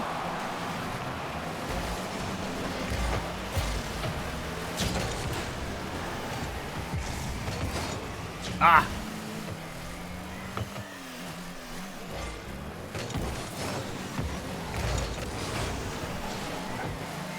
Yeah, it throws me off. Like, I can play sports games just fine. What throws me off is I'm not used to a football game, for instance, where my player can't stop on a dime. So it definitely, I mean, it's all a giant learning curve for a game like this. Uh-oh. Oh!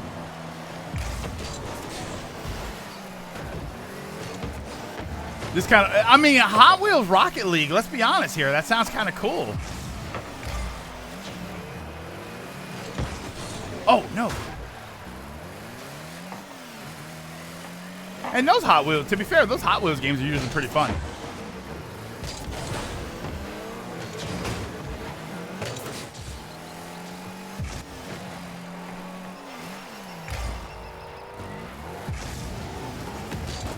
Oh! I had a plan. I tried.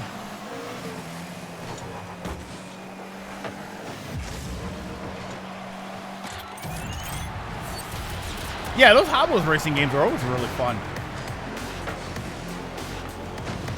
Has Hot Wheels ever done a collaboration with Rocket League? It seems like a no-brainer. It does sound like a no-brainer, but I don't think so.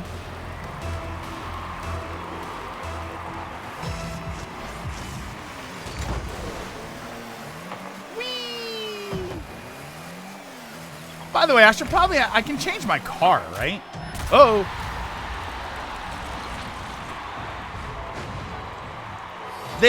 There's a stage and a car. Oh, so it is in here. They did do something.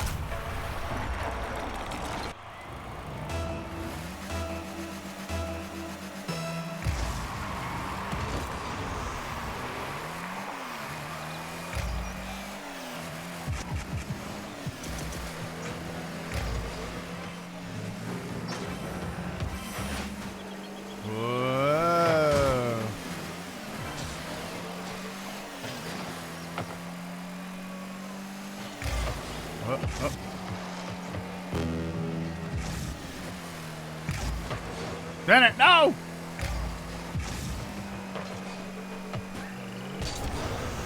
Oh, look! That was a thing that I did. Look at that thing that I did. I actually intended to do that. All right, I'm getting somewhere. Okay. What's with the back shots? Oh! Oh! Hot Wheels also released several Rocket League car toys and a playset or so. Yeah, a Rocket League playset. Interesting. If you want to change your car, go to the garage between matches. Is there like a boost start where if you press the boost at the right button, you get a jump start?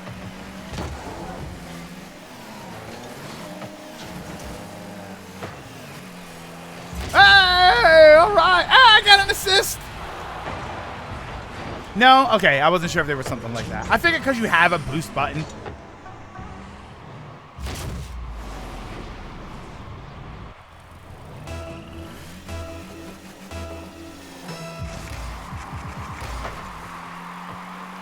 Oh, center. No.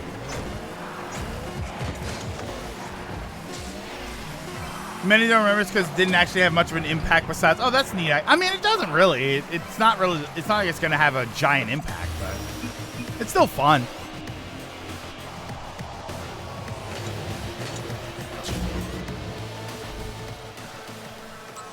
Four goals, 3 goals, and I get playmaker for 1 assist. All right, garage. Well, wait, I don't want to press that. I want to do garage. Match settings. Or do I have to shut it down?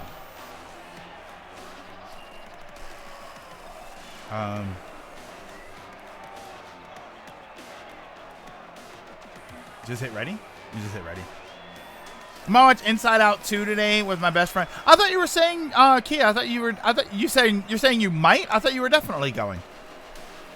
Yeah, I have to exit. I'm not gonna worry about it then. I'm not gonna worry about it. Yeah, it did say Playmaker. So yeah, it's Executor. It didn't say Playsmaker, plural. It just said one.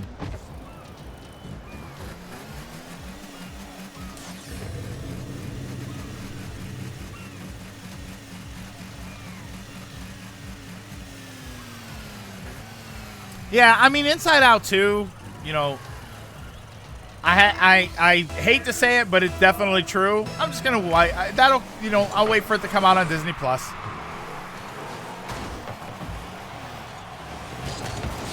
Oh no! Oh, so let me ask you, who here watches Tubi? Did you see this? I know you guys saw this.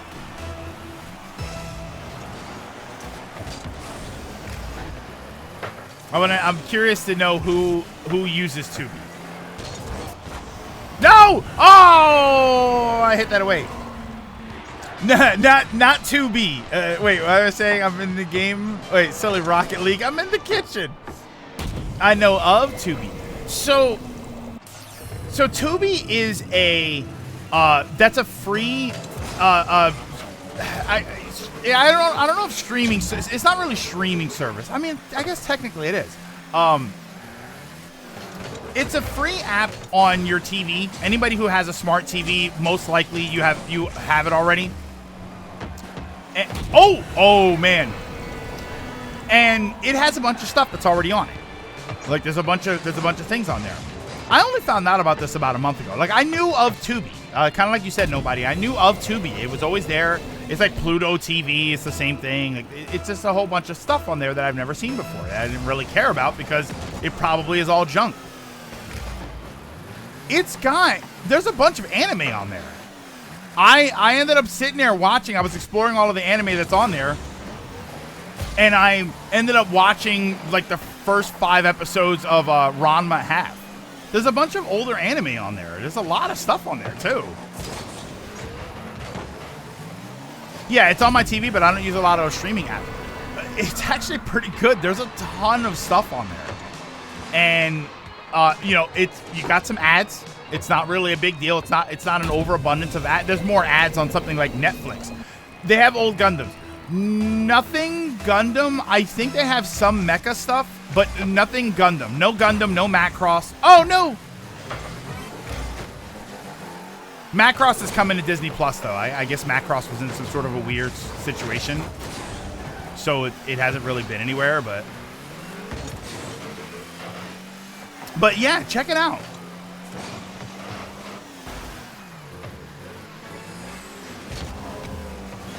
All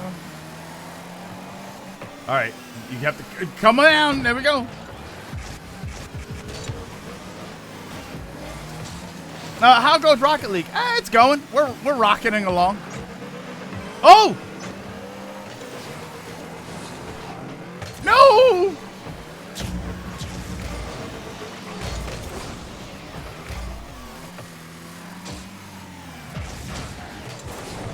Uh-oh. And that's a goal. Speaking of anime, now the season finished, you're going to watch this. I don't have Sombra. I'd be watching it already. I don't have Netflix. I don't have access to Netflix. That's the only place I can watch it. That's Dungeon Meshi, right? It's not on Crunchyroll.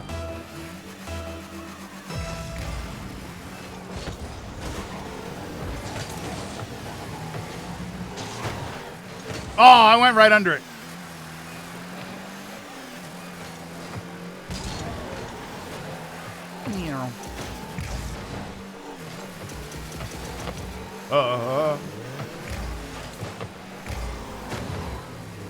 Yeah, it's not on Crunchyroll. I would have watched it already. I saw the first 1 or 2 episodes. I enjoyed it.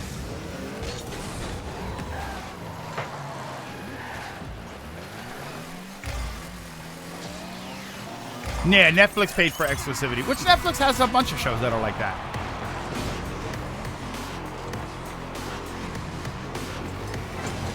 Yeah. Executor. I mean, you're not wrong. It's not on Funimation.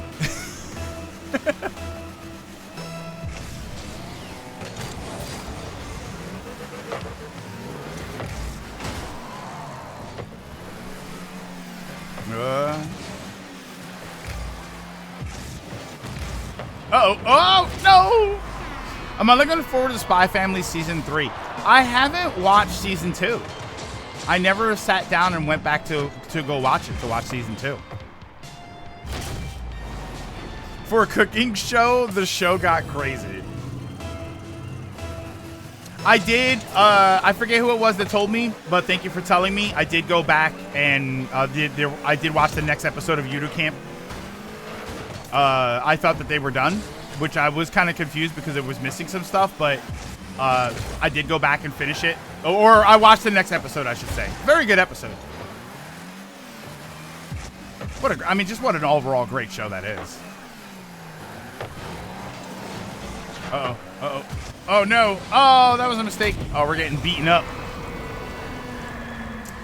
I haven't watched Spy Family. Spy Family's good. I enjoyed the first season. I just never went back and watched the second season when that went up. A lot of anime watches, but I need to get into anime mood before I watch it. And that's kind of what happened with me. That's kind of what happened where I'm... Wait, what? Oh.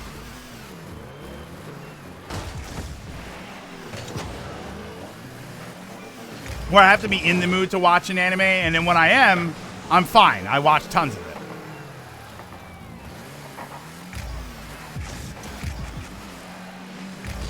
Oh, no! I tried to get under it and flip back. At this point, you know, 9-0, so. Have I watched Char's Counterattack? No. I never went back to the Gundam stuff. I watched Gundam, and I think I watched Gundam Season 2.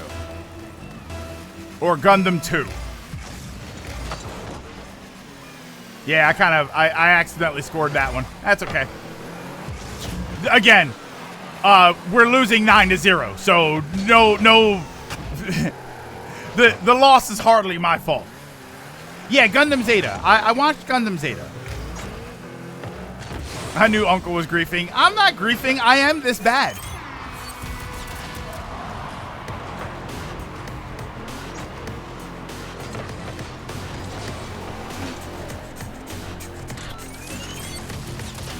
I build up a big list and eventually go, all right, time to watch it all.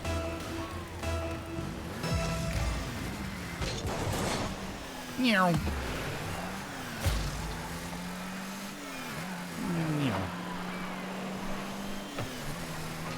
That's another thing with games like this.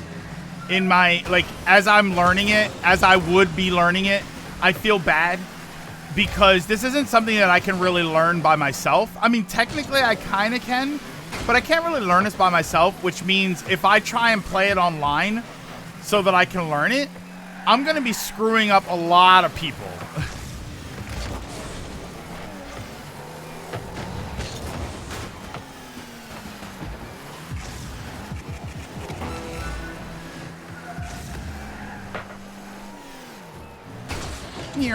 Is Gundam game coming out on the Switch that looks like Armored Core?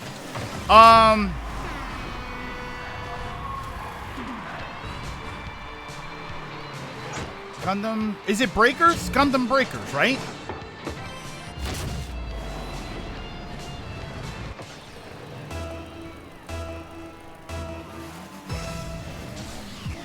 If I ever need a coach, I'd be more than happy to teach you. I'll be honest, this isn't something that I'm gonna learn a lot because it's a lot. Like, you'd have to learn this over a long period of time, which just means that it's gonna be a bunch of stuff that I'm not playing.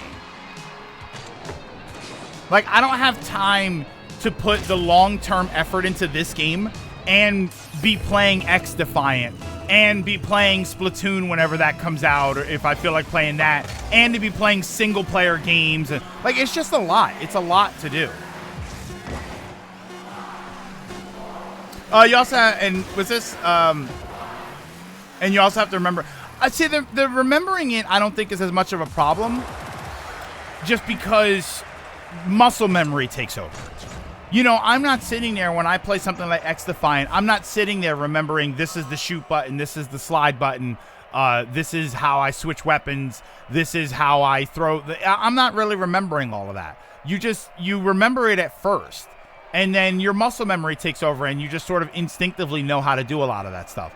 The problem is that takes time. And it takes time to learn. Even when you learn all of that, even when you learn all of the muscle memory on how to move, you have to learn the intricacies of the game and the intricacies of when to hit the ball and when to do this and when to do that. And I'm just not going to do that. You know what I mean?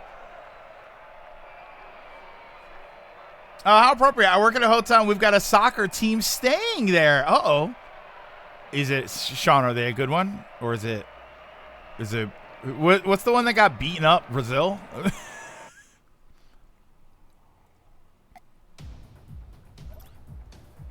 We have remarkably little lag considering we have people from multiple regions using multiple platforms. Yeah, that is a significant thing to think about.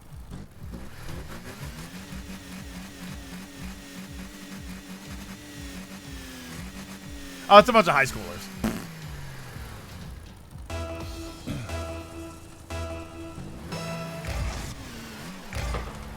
Whoa.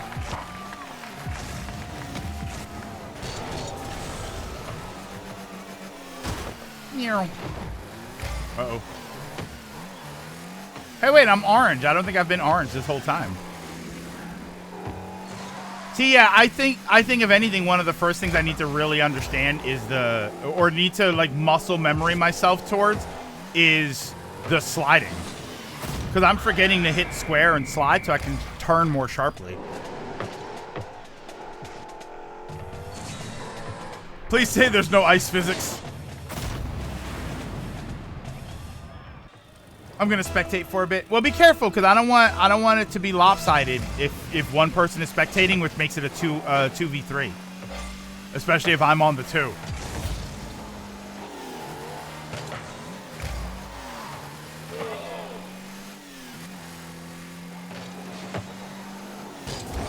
I think 7-1 is bad. England won a match 6-0. Frankly, it got depressing as the match continued.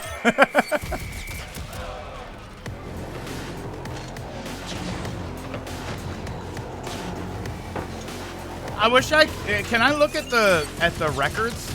Yeah, it's 2v3 at the moment. I want to look at the records to see like how progress is going, just to see who's on what team.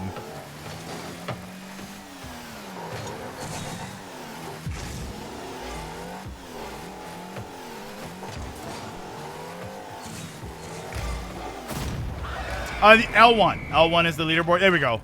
Oh, 2v2. 2v2.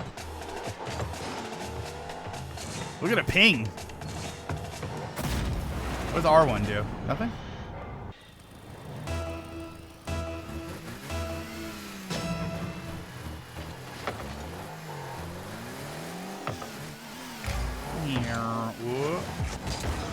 Oh!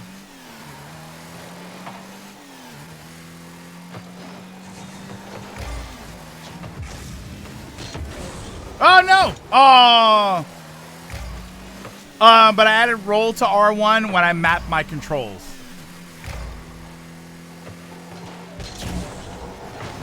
Woo!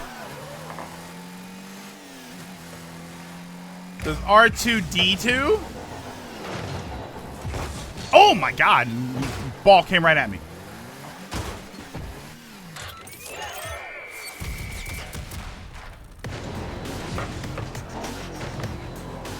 Actually, you know what's funny? I usually put stick to jump.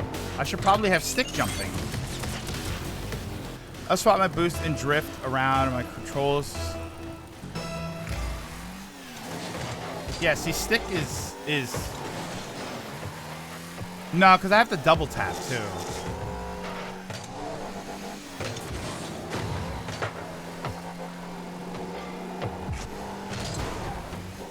Uh-oh. Shadow's having a blast today. See? You see what I mean, Dragoon? You do have fun when you're better at games. Shadow is very much enjoying themselves right now. I swap boost and drift around my controls because Sonic unleashes drift. Yeah, that's, yeah, maybe actually boost on my, boost on my stick might actually make a lot more sense for me.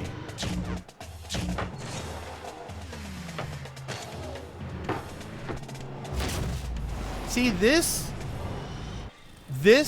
but it's Blast Ball from Federation Force.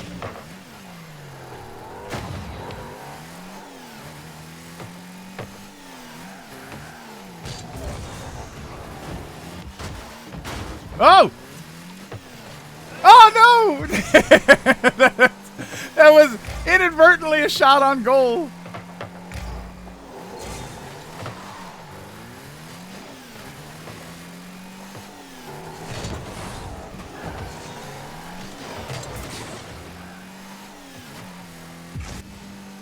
Center! No! I know the Switch version is worse, but I love the Samus gunship car. That's the one that I had too. Technically, the biggest soccer defeat was when AS Adema won 149. Bitter rivals, final fixture of the season. It was to be a showdown to decide the title. In the penultimate match, yesterday we're at the end of a contentious refereeing decision. They met where they were held to a draw. Oh, see? Ending their hopes of retaining the title and handing the crown to AS Neiman in a glorious petty protest. S3 sabotaged their now futile game against by putting the ball in their own net 149 times, a goal every 36 seconds. Oh, I figured they didn't put it in their own net. I figured they just like didn't stop them, so they just sort of stood by and let them keep scoring goals.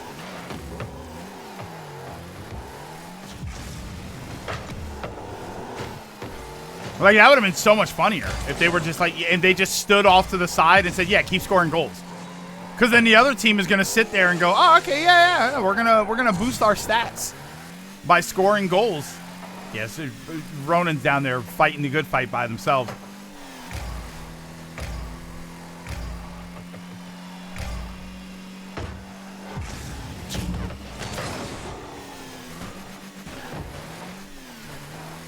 I have a Twisted Metal car for playing on PlayStation. The Sweet Tooth ice cream truck specifically. Are there any other? Ooh, are there any other Twisted? What are the? Are there any fun cars on PlayStation?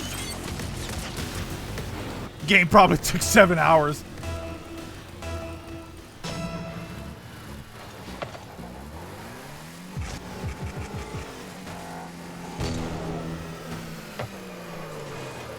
Yeah, the clock doesn't really stop, right? Wait, the clock doesn't stop even after you score a goal? Oh, wait, somebody else is back.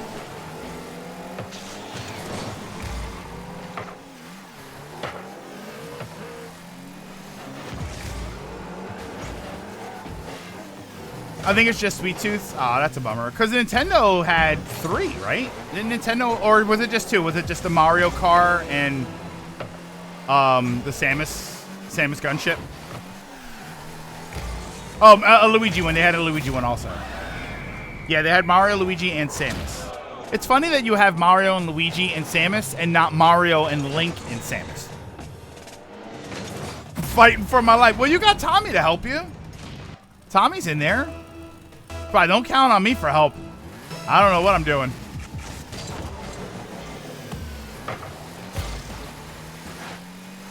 Did Xbox have the Halo car? I mean, Xbox would actually be kind of cool. Would they have Halo?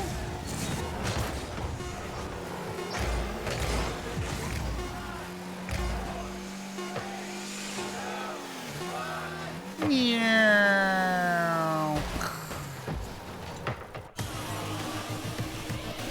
Two technically, Luigi was a skin for being on Blue Team.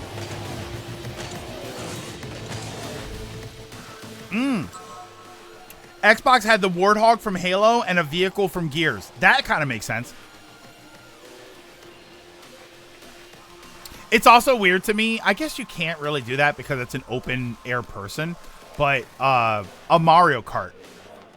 I think a Mario Kart would actually be a lot of fun. Technically, Nintendo had 4 cars, considering Samus's gunship becomes Dark Samus. Oh, okay. It becomes a Dark Samus thing on the blue team. All right. Yeah, I kind of wish we had that.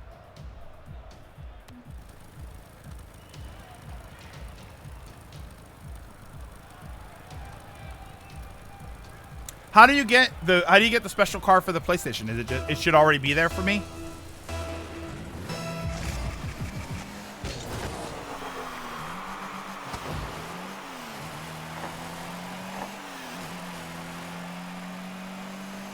Yeah, I shouldn't be the one back here.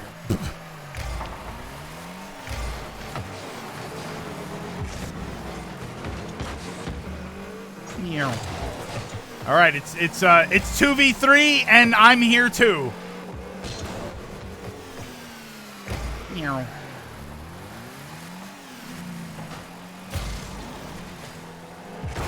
Ah.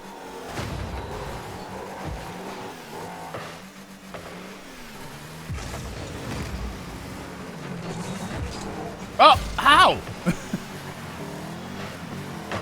No. Well, no, wait. Hold on.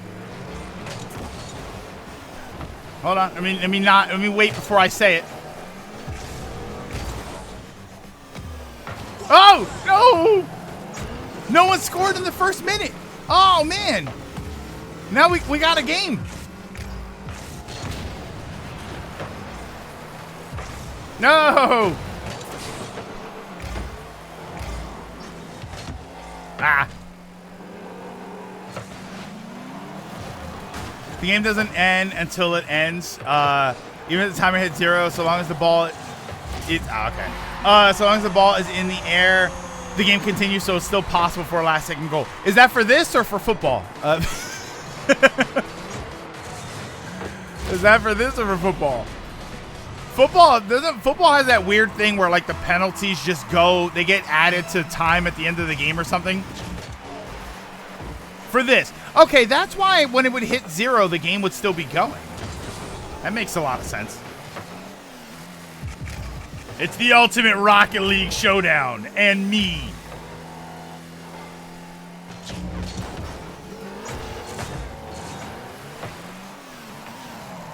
Hey, I'm spectating.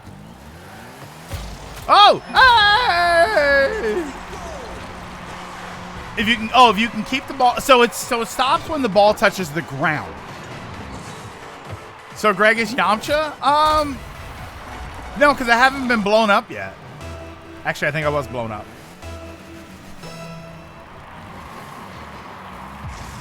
Ah, sorry.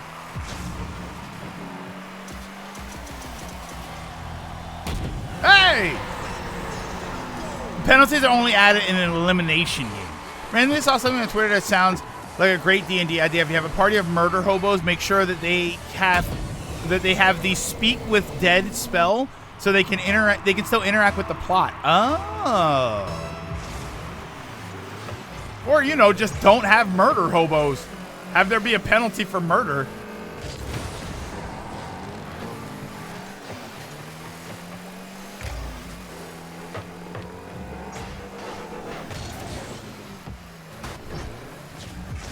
Ah. I'm krilling it out here.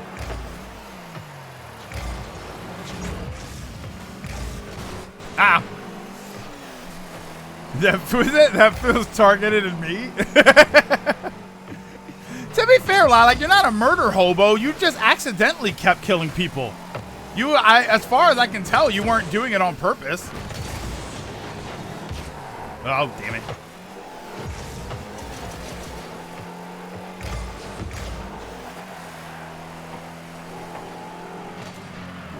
All right, so I'm barely contributing, but we're not losing because of me. Oh, no.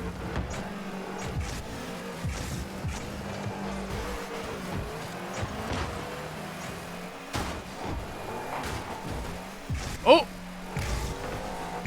It's center. Oh, damn it.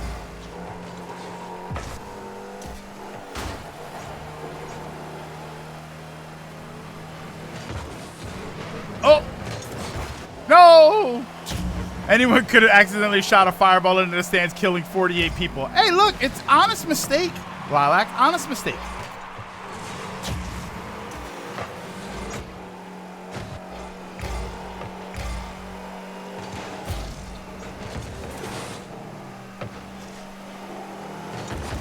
Damn it.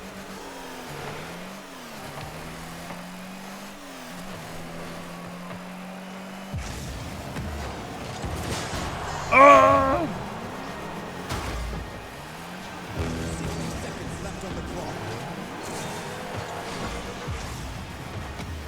No. Yeah, I've watched Rocket League like tournaments and stuff, and it is impressive to watch. It's impressive to watch how well they can control this stuff. Whenever you saw a guy where he used magic to forcefully dispel it and blew up a harbor at Waterdeep, killing almost everyone, I let them rewind that one. Divine Impulse, is that what it was called?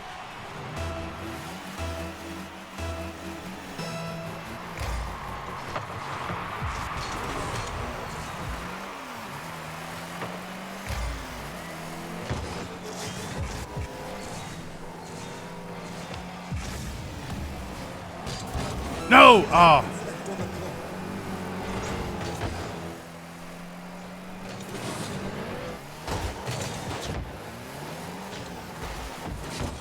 Ah! Oh, I think being like the Demolisher character might actually be the way to go for me. At this point in the game where I'm still not like I don't have a grasp on the actual ball mechanics. Oh!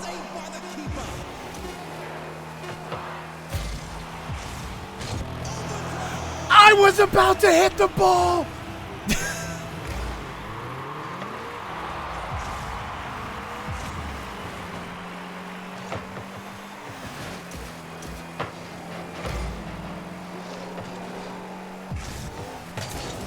No!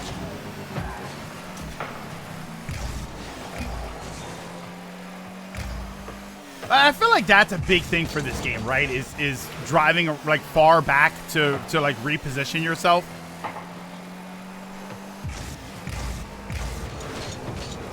Uh-oh. Oh no!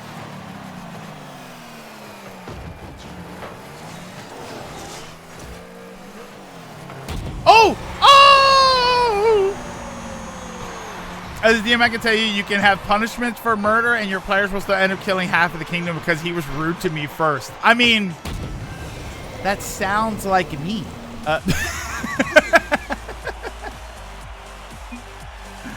Can't call for fouls in this.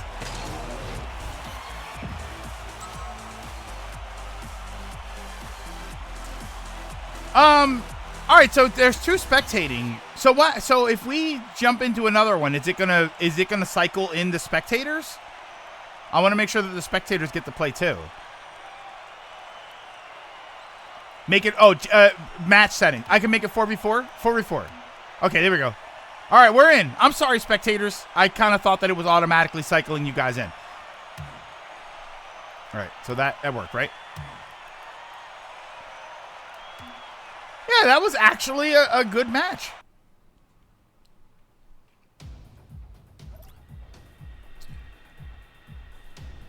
Right, so that should be everybody. Did that work? All right, we're in. We're in. All right, we're in. 4v4. Oh, I was spectating. Oh, I'm sorry, nobody. I thought you were spectating just because, or like because it was 3v3.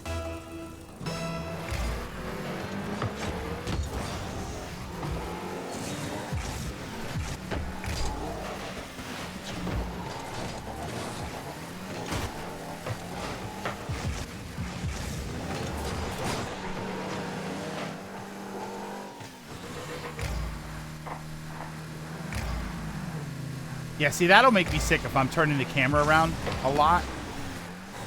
No, oh my God. Oh, now I'm Yamcha.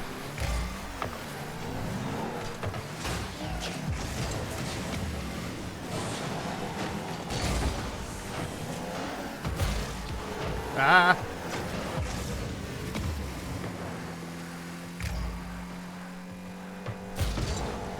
Oh, no. saw that coming. First turn, I tried heat metal on his armor and counter. Oh, what'd you say? Your character's dead now? My DM set up a whole trial system which led me down a path of trial by combat. My bard was matched against Warlock, obliterated in 3 turns.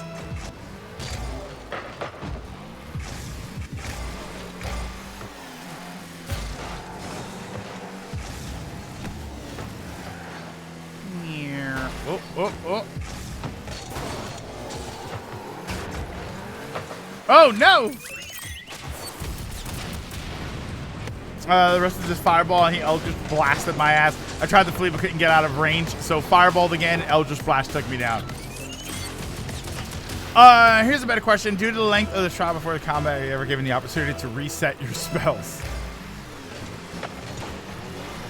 Yeah, I mean, again, that just comes down to my ignorance of the more complex nature of D&D. Is there, like, for penalties like that, is it possible to take away skills and stuff? Like, oh, I'm a murder hobo, so I do this or that. And is it possible to, like, all right, well, I'm going to cast a spell that dispels your stats. So the next time you try and kill somebody with your sword, you have to roll a 20 or you take damage.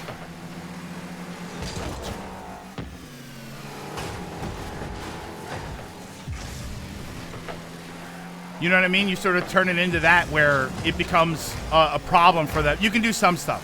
So yeah, so I wonder if there's just a way to discourage murder hoboing, murdering willy-nilly in a more creative way, in a way that impacts the rest of the group. Because if now all of a sudden your group isn't strong enough to kill a boss or something, they're gonna be pissed. D&D's always kind of, it's kind of strange in not in concept, but I love the idea of the fun aspect of D&D, and I love the idea of this adventure that you can guide yourself. But I know that there's going to be some situations where people are saying, could you please, take this a little bit more seriously? I get that it's just a fun thing, but for the rest of us, it is real time that we're spending here doing this thing. I mean, I guess MMOs and a lot of that stuff is the same exact way. Hey! You can do that, but often rather than a deterrent, you end up driving players away because you're controlling their fun, which isn't a bad thing. You did it! Yeah, and that's kind of what I wonder, Dragoon, because like you end up driving, you're controlling their fun, which is bad, but they're kind of doing that for everybody else. Because what happens when that gets annoying? What happens when they're tired of What happens when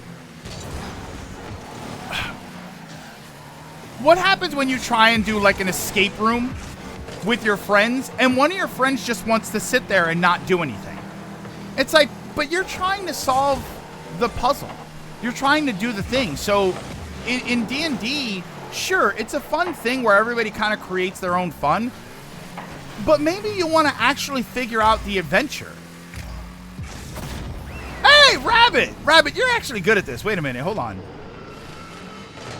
And that's always kind of the problem. That's always kind of the trick is so you want to do the thing. And not just the player, the DM. I mean, as DMs, since you guys have both, I'm sure you both have done DMing.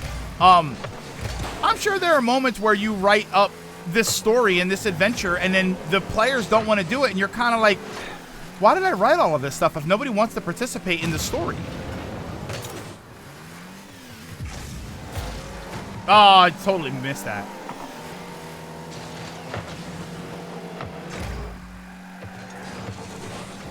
Oh, sorry, Vanilla.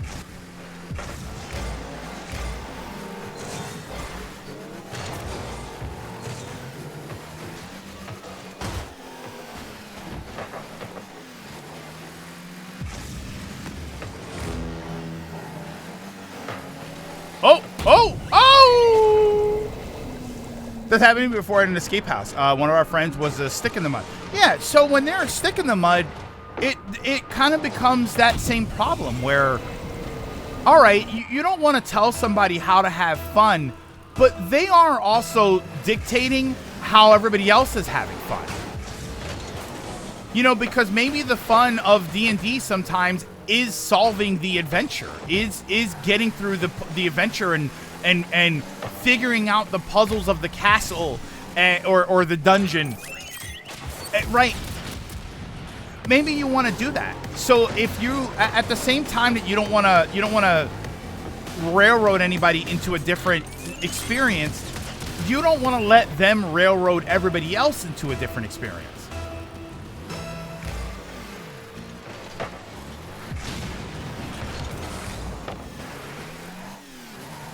How are escape rooms? I never did one. I've never really had an interest in one, to be honest with you. There was like I don't know how popular or not popular they are anymore, but there was a point where a lot of people, I guess when they were coming up, people said, this is such a cool idea. I really want to do this. Uh-oh. I never really had an interest in them. I think we've talked before about it, where there's people who would do them, but they wouldn't do anything, and they would just sit there, and they just wanted time to sit down and not do anything, and they like kick you out for that. If they feel like you're just sitting there not actually enjoying the adventure or the experience, they kick you out, which is kind of weird, because who are you to tell me that I'm not having fun?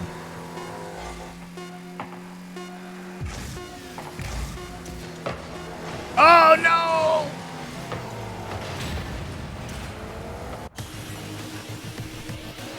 Our DM gets the opposite problem. He writes out a story, A to B subplot, and we overthink it so hard that we got A to R before eventually getting to B. We let you down, Rabbit. I'm sorry. Bench warmer. 5 ball touches. That couldn't have even been an even number. Is current adventure meant to go to? Hold on. Because while they shouldn't get to ruin everyone's game, it's also important to remember that those people should be allowed to play D&D in a way that they enjoy. You find balance, which can be a challenge. But I don't know. That's a circular loop, Dragoon, where it's also important to remember that those people should be allowed to play D&D in a way that they enjoy. But again, the circle is so should everybody else. And if everybody's not enjoying that, if everybody's enjoying it, that's fine. Obviously, there's not really a problem. But if you can tell, like, here's my question. If you're setting up penalties for people doing that, why are you setting those penalties up if everybody's having a good time? You're probably setting up those penalties because there's a good chance not everybody's having a good time. Maybe you can tell that people are getting irritated or annoyed. Whoa. Uh-oh. So you have to do something. And that's my point, is that when you notice that happening, and when you notice that one person is ruining the experience for 5 or 6 other people, what are your options? You know, and what happens when those options aren't working and you have to do more extreme options? Because again, oh! Ace! Because again, you don't want to ruin their fun, but you don't want to let them ruin everybody else's fun. I think there's always going to be a balance, though.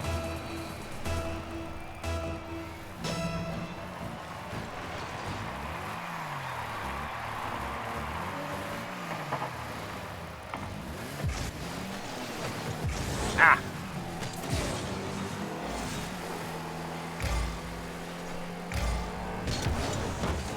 No! Oh, I positioned that perfectly for you. For everything that moves when I DM.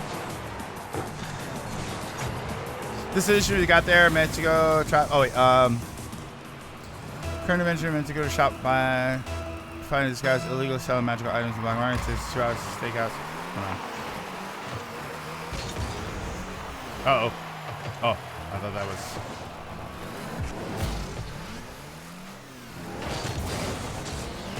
Meow. Oh!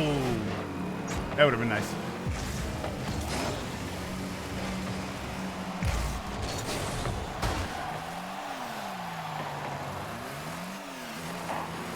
Oh! Oh!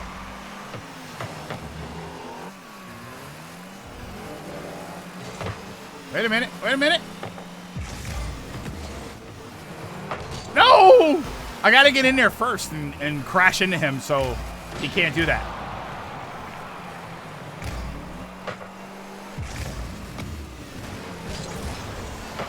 Ooh, nice touch there.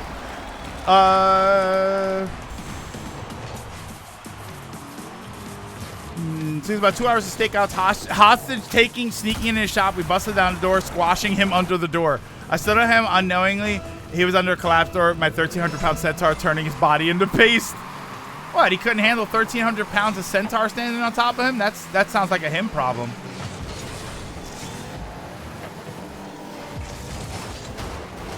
Oh, sorry. Oh! The solution was we got there, meant to go in and try to buy items off of him and then report him. Oh, yeah. So you did a whole bunch of other stuff that was in the way.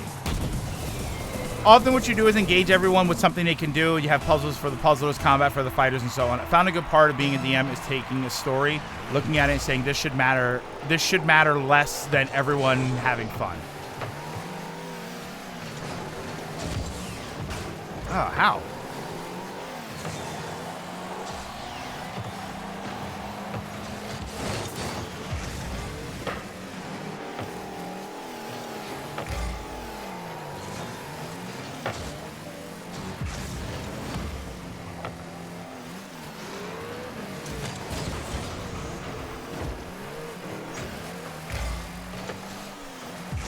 Hey, yeah, and like Lilac, in your example, you know, that's not something that you did maliciously. It just kind of worked out that way. Probably related to the fun topic, but my proofreader is a bit of a fun sponge sometimes. I write in something and think this would be a fun addition to my book, and I look at his notes. It tells me to erase the fun part. Yeah, see, I have a problem with that because that's not a proofreader. That's an editor. That's somebody who is trying to direct what your content is. No! Oh, I missed that. That would have actually been a... Wait. Okay. Stop it!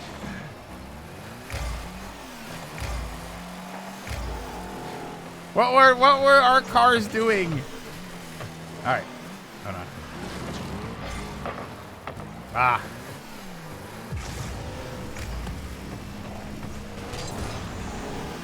I keep trying to get it to do something that I don't think it can do.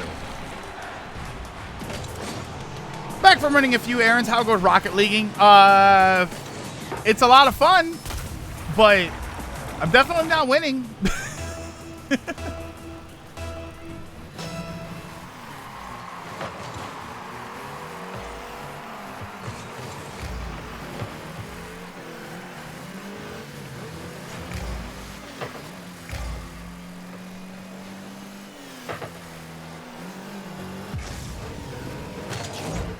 Ah.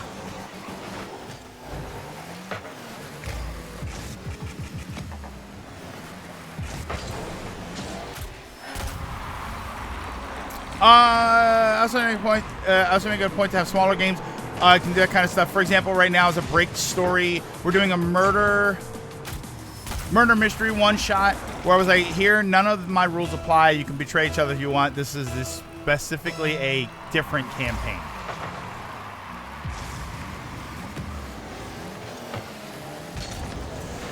Oh, hey, that was a legit thing that I tried to do. This mini campaign has been hilarious as they aren't working together. They're fighting to win and also now starting to create alliances. Okay, I need a meat shield. I mean ally.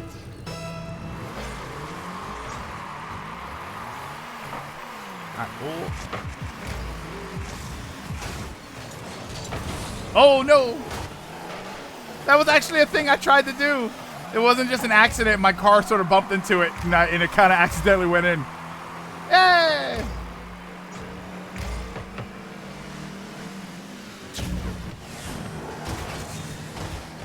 Greg scored. Time to get serious. Yes. Oh, my God. I did the same thing on my first mission, too. Same thing.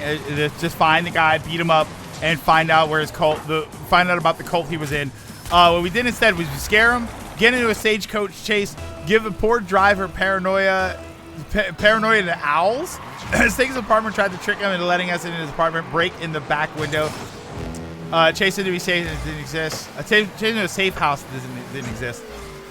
So we started out. Let's found him. Accidentally killed him while torturing him, and then found his journal on the cult. Oh no!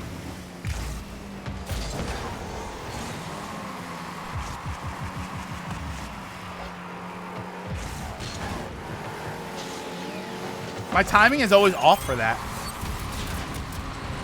Rabbit, you don't have to apologize for anything. If anybody's sorry, it's me.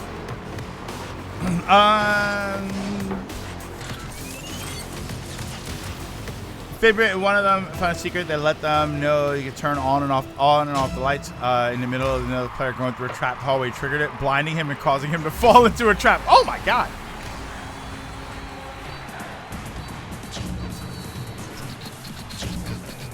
It literally turns into a murder mystery into a game of Tom and Jerry. See, yeah, but maybe that's the fun. Maybe that would make it more interesting.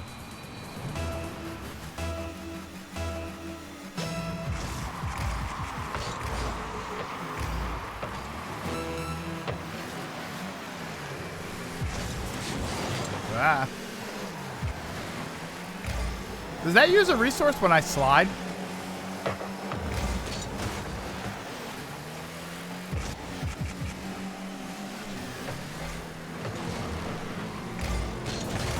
Oh! Ooh! Oh, what a goal. The entire time was like, I'm letting this play out because I want to see how far it will go, because it's a preset side quest that is one paragraph long. See, that's a good thing. I think that's the good way.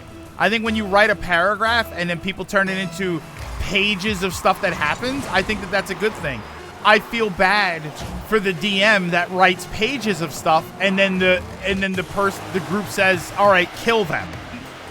And you're like, "Okay, we'll do that." And now you have nothing.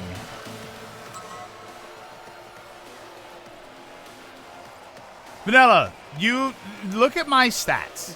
You don't have to apologize for anything. Score 140. How what is that score 142? There's no way. Trust me. I'm the one that's sorry here. Oh, let's try a different game mode. Hold on. So can I change playlist or training? So wait, no, private match, but do I have to wait? Oh, can I? Because I readied up already. Can I unready?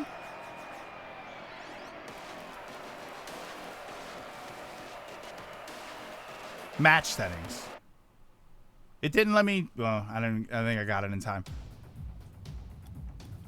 Leave match. Here, we'll leave match. I'm gonna leave match, and then I'll reopen the room. It's gonna be the same name and the same password.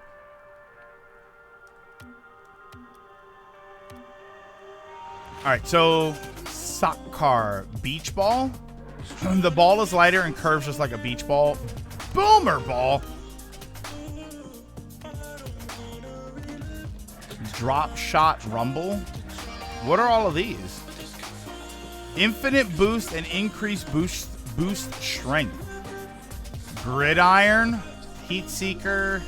Hoops. Ooh. Moon ball. Pinball? Ooh. Rumble. Play with power-ups? Snow day? Play with a... Oh. Alright, come on. Let's do this. This sounds more fun. Hold on. Before we switch into power-ups mode.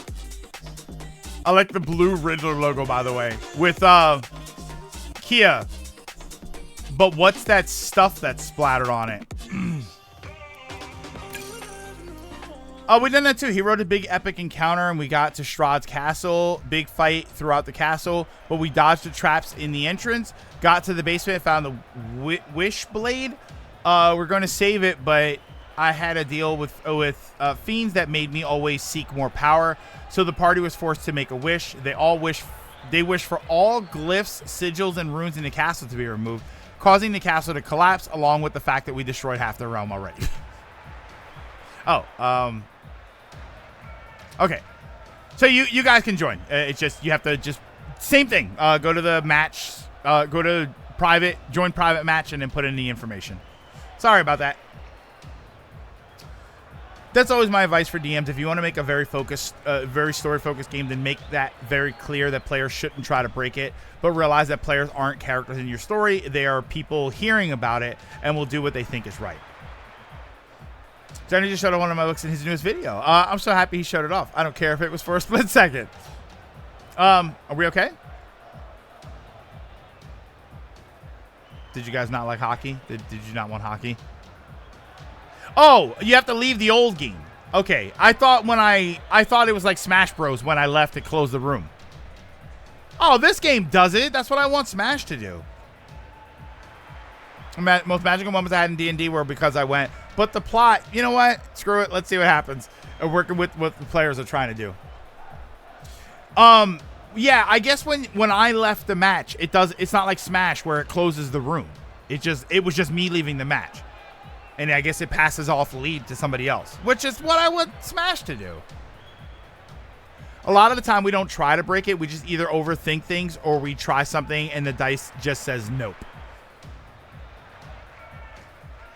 I wonder if it's too controlling to have like a disembodied voice that would sometimes give you information in the right direction. Like, oh, you know, the bar, you know, right, like make it part of the story, but just a sort of like a narration type voice. Hey, GM, thank you so much for the 125 stream streak. Thank you so much. It keeps sending me to the old room.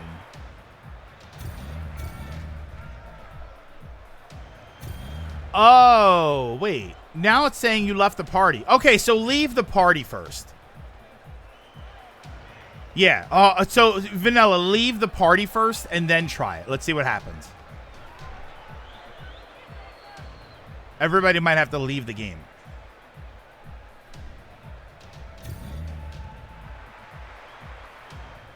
Yeah, I wonder why it's doing that.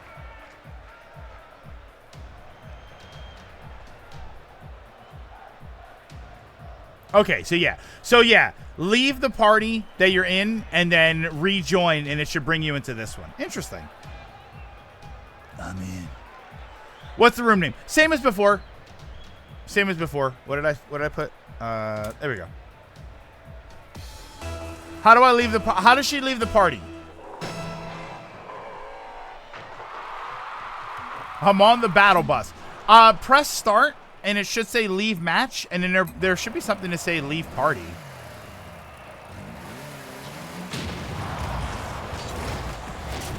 Oh, wait. What happened? I don't know. I was just doing stuff. I think I scored my own goal. No, one of my friends does that sometimes. The way he made it work was at the start of the adventure, he would set up obvious side quests for the party to do, which would give them a ring that would let them get insight on things. That way the players could ask 3 questions per session for hints from the DM. That's pretty good. As long as they remember to do that.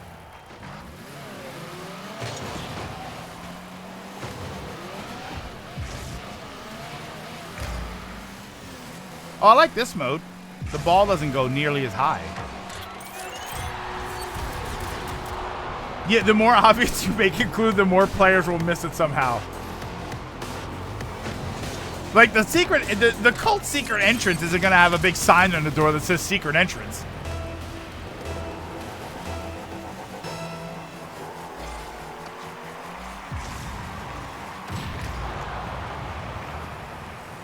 Because it's a hickey puck. What the hell's a hickey puck?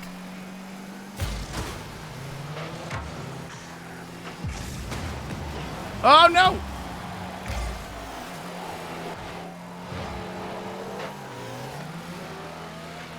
Uh-oh.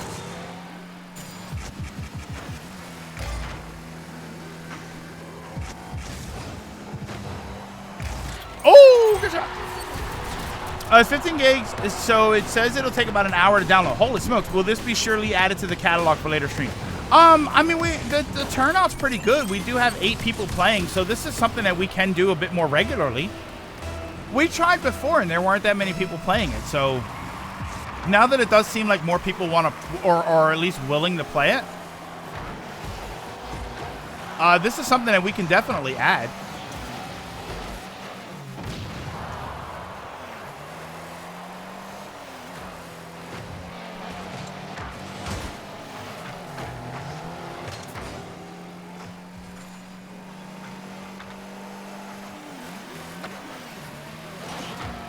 Oh.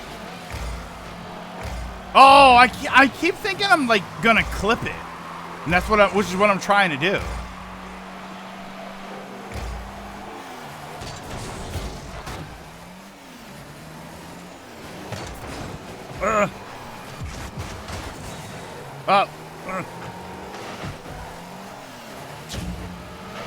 You're spectating again?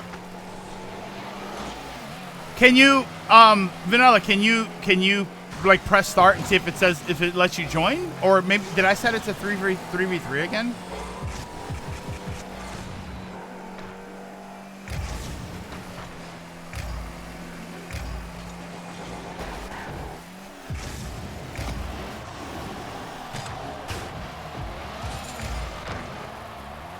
Oh, good shot.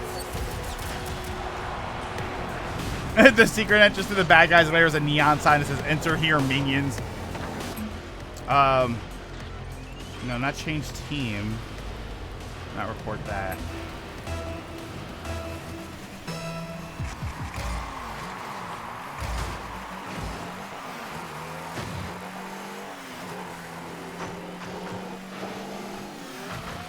Oh. Yeah, are you the Batmobile? That's great. Oh, wait, no.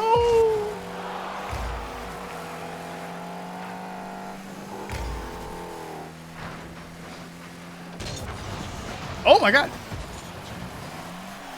That was mostly intentional. Partially just luck.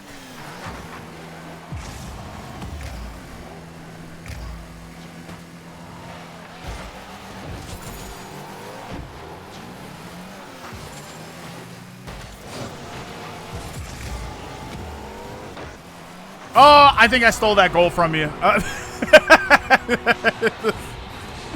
I'm almost 100% sure I stole that goal from you. My Curse of Strahd campaign, finished Curse of Strahd campaign. One of the hero helper characters is a woman named Irene, the reincarnation of Strahd's lover. Can help kill him, but one of the players kept like, but isn't this weird?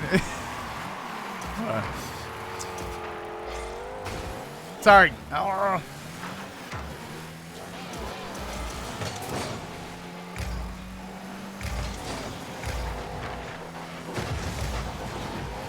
Oh no!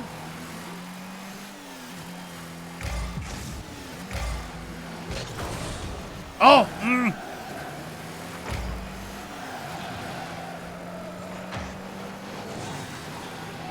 Is that is cheering I'm hearing, right? Because it kind of sounds like oh!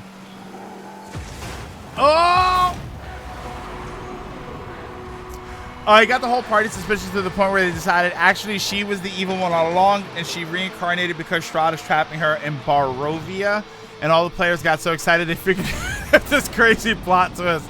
Yeah, and then at the end of it, you have to tell them like, yeah, none of that was the intention.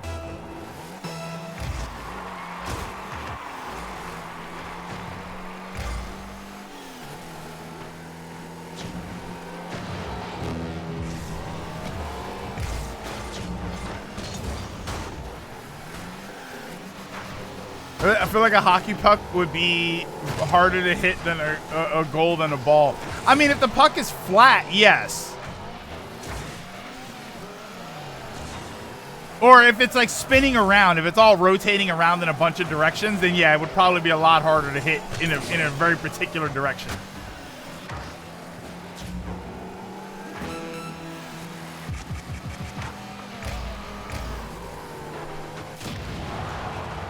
Oh, I wasn't expecting you to blow up, so I kind of thought you were just going to keep taking that.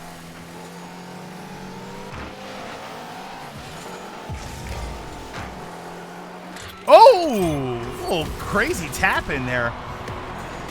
I'm keeping downloaded for later. Last couple of days have been all-nighters of streams with friends, so I've been waking up in the waking up by the double digits. What does that mean?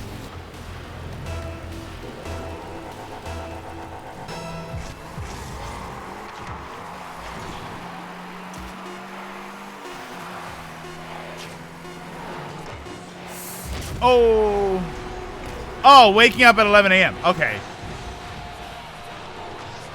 So this is a joke when they made him fill this out. Volume of pyramids? What the heck?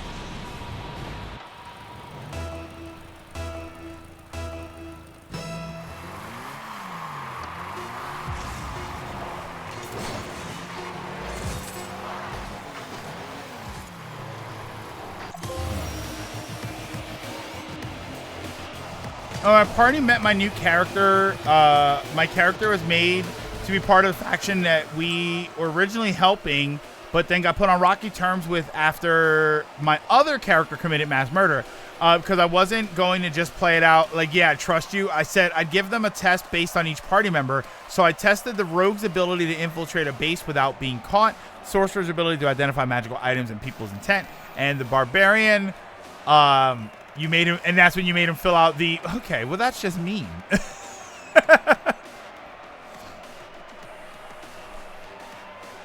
Oh, match settings. It's 4v4. Are you in the, is everybody in the room? Rabbit, are you in the room? Vanilla? It is 4v4. Hold on, exit to main menu. Exit to main menu. Just exit out, and then I'll open up the room again, and we'll do one more game. I'll make another room, and we'll do another hockey match.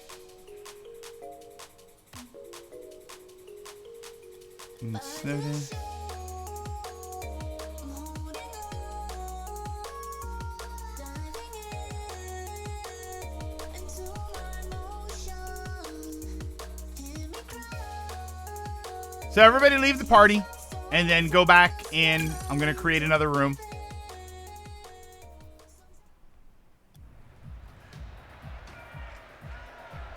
This book is only a guide, and you're encouraged to change anything that makes your story better. Oh, it's better. Not only did we make him fill it out, he rolled intelligence checks and passed all 4, but the DM then went, wait, how do we know your character even knows if it's right? Got me to roll intel check. I failed all 4, so my character didn't know the answers and assumes the barbarian got it wrong. All right, so everybody can join the match. I kind of wish that it made it so that I had to start the match, because now that there's people in it, it'll just, after a while, it'll just automatically start, right?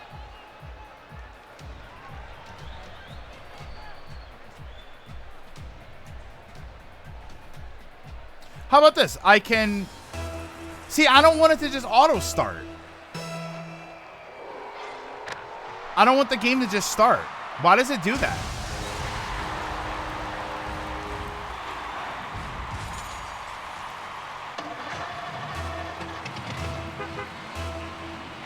Why does it do that?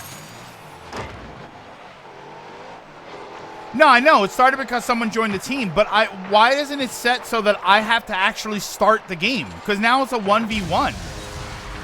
And that means when everybody gets into the room, the game's already going to be started.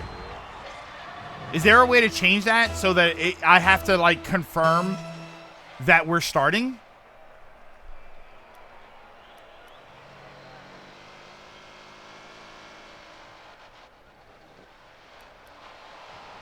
And why is nobody else in the room?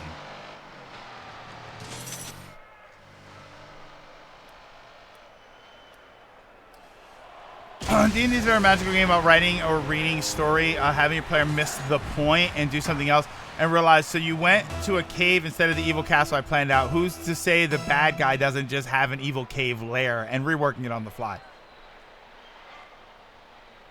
Yeah, you guys are in the room but didn't join, so I'm going to leave the match.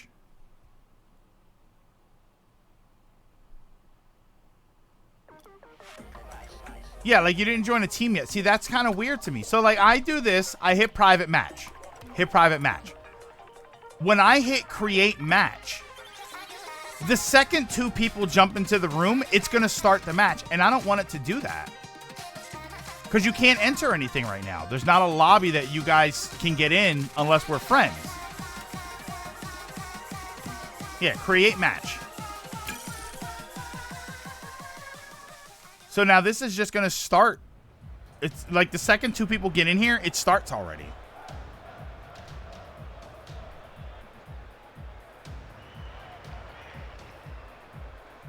But now, okay, so it's yeah, spectating. So that means you're in here.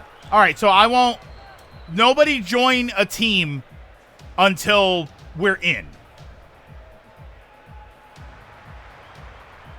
That's okay. That's what it is. Nobody join it. Yeah, no one select a team. That's the thing that's where we are. Games like BG3 give you a decent idea of what it's like in D&D, but does have some things you won't find in D&D. We really should set up a one-shot campaign sometime, help you get the basics down. All right, so we're waiting for... So, who, Vanilla and nobody's in. That nobody's in, so... I'm waiting for 2 more, and then when we do 2 more, we'll start the last one. Yeah, I do kind of wish that it like told me to confirm, especially since I hadn't picked the team yet. I kind of wish that you could set it up so that it didn't start until everybody picked the team or spectating.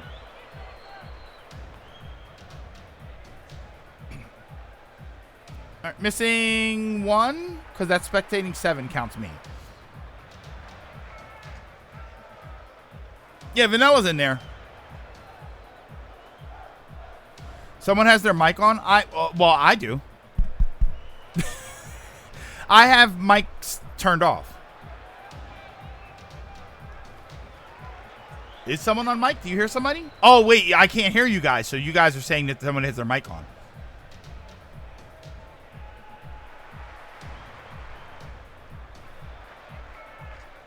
We're missing 1. We had 8 before. We're still missing 1. If we're missing 1, I will spectate, and then I'll let you guys play out 1 game to wrap it up. We had 8, and now we only have 7.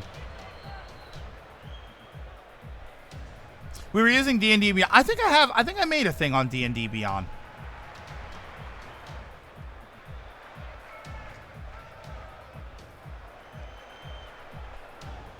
Yeah, it covers basically everything and it's free too. It has tutorials on how to set up things like maps. All roles can be done in there too. Did we use D&D Beyond when we made a character? No, Trios wasn't here. Yeah, I don't know who the 8th was before.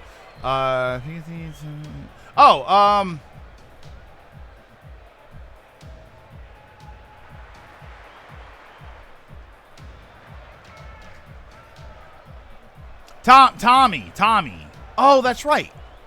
Oh, Tommy wasn't a regular person? That might have just been somebody that was in here. Okay. Tommy might have just... Oh, Tommy was Sergeant. Oh, yeah. No, who was that? Who said that they would drop out? Don't drop out. Somber, don't drop out. I'm going to spectate. And then you guys... So, all right, so everybody can jump in, and then we'll just spectate. We'll spectate 1 game.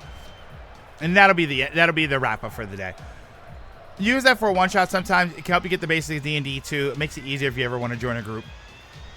I probably won't join a group. If I do anything D&D related, I think I would probably rather do it here. Just because, you know what I like about the idea of doing it here is that because we stream, hey, the battle bus. Because we're streaming, we can do, like, we stream with a schedule. We can keep it on a schedule. I like that. Tommy Pickles is playing Rocket League.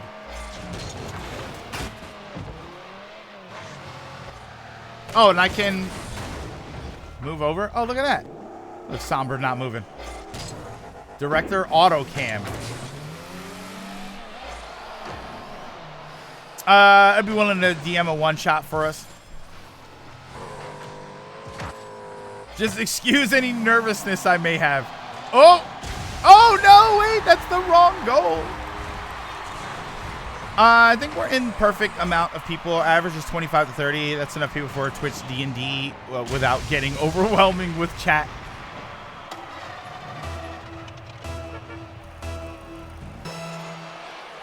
And I still think about some sort of D&D, like D&D campaign that involves chat. I still think about what I would need to do that. Like how I would set up the choices. Well, hey, wait, you can go behind the net?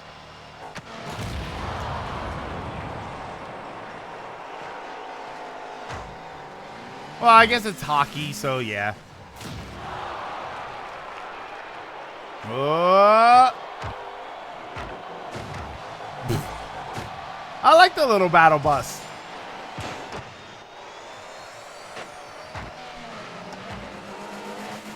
There's a streamer I watch sometimes where stream her D&D sessions and she wrote Twitch chat into her. That's what I want to do, Lilac. I want to have Twitch chat as the character. My concern is just how does she do it, Lilac? How does she have Twitch chat make choices? She can't just have people type in and then she picks. Mine to Phandelver, I think, is just going to be the easiest way. I mean, that's the starter box adventure, so I feel like that's just the simplest thing to do.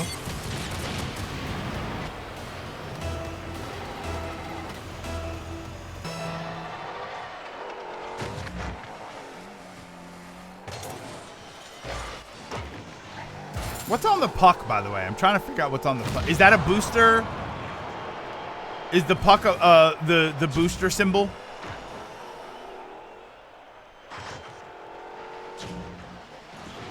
Oh. Meow.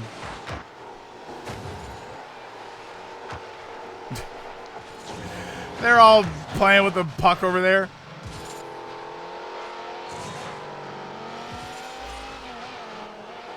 What?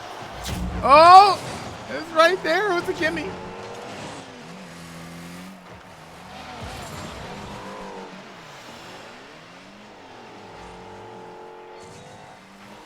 Oh, oh, oh, oh.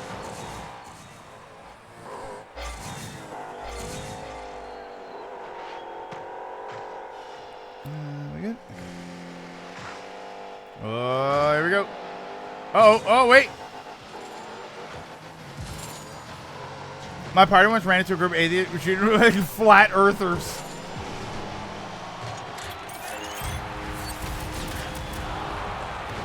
Yay!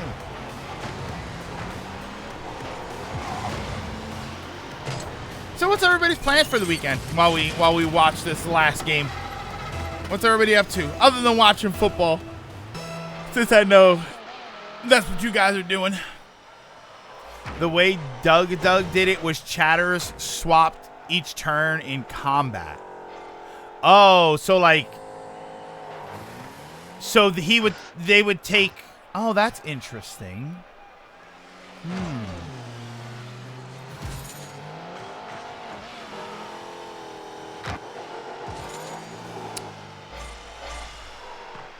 That's an interesting way to do it. Going to a theater to watch Inside Out too. She had the fairies commune and have council and the consensus. Twitch polls. So she used Twitch polls. Okay, so that's kind of what I wanted to do, but the Twitch polls take a while. They you have to do like the furthest I got in figuring it out was using Twitch polls for chat to vote on the answers. My problem was how to populate the poll. Like what to have as choices. Fairies commune with the council and the consensus. So that would be like, yeah, 1 minute poll while party is deliberating already.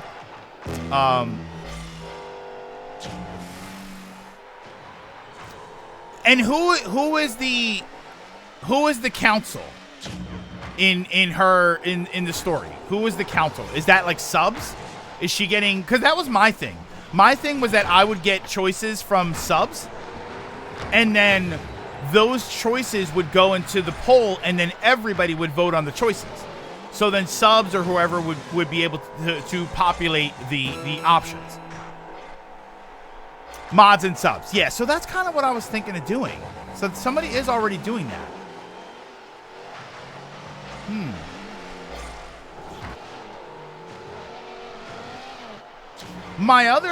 The other option that I came up with was, we have the giveaways.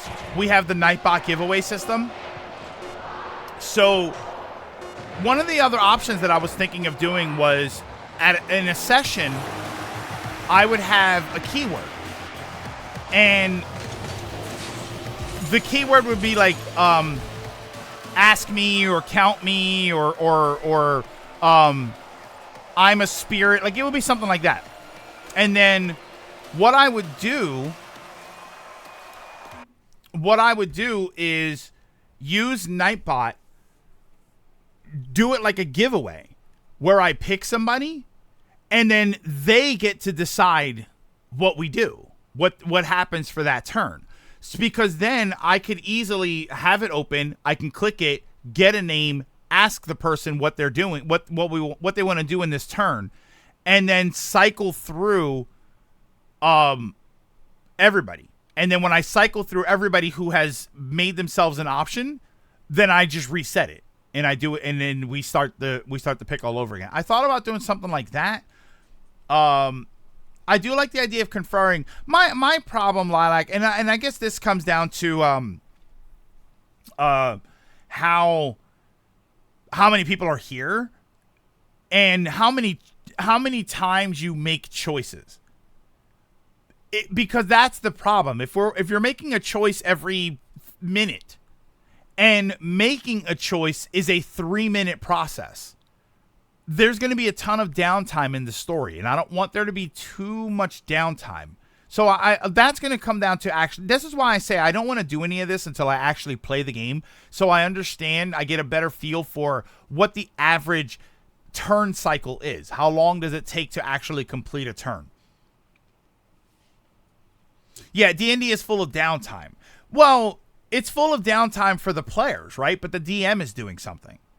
That's the thing. If I say you walk into the tavern and you get a sense of ill intent in the air, and then I ask what you do when you enter the tavern, now I have to wait 3 minutes while you're making up, like while we go through the cycle of picking an option.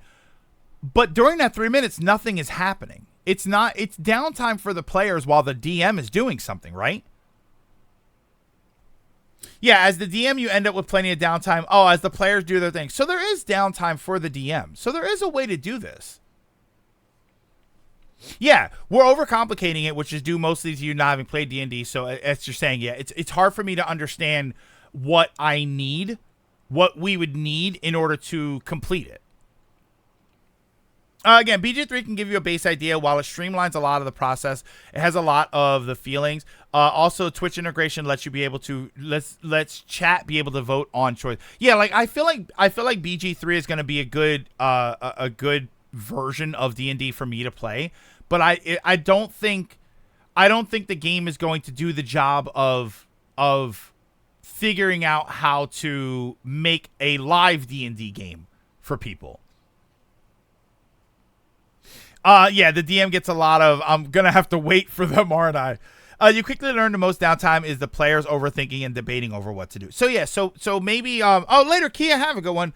So maybe that will work. Maybe it will work in the sense that I create if I can create a somewhat streamlined way to get, to populate a poll and then do a 1-minute poll for everything that we do, that would be a good way to do it. I still don't mind the idea of, when we start the stream, I would pick like a couple of subs, and then so kind of like what that person is doing. See, this is where it becomes a problem because I don't want to feel like I'm stealing somebody's idea.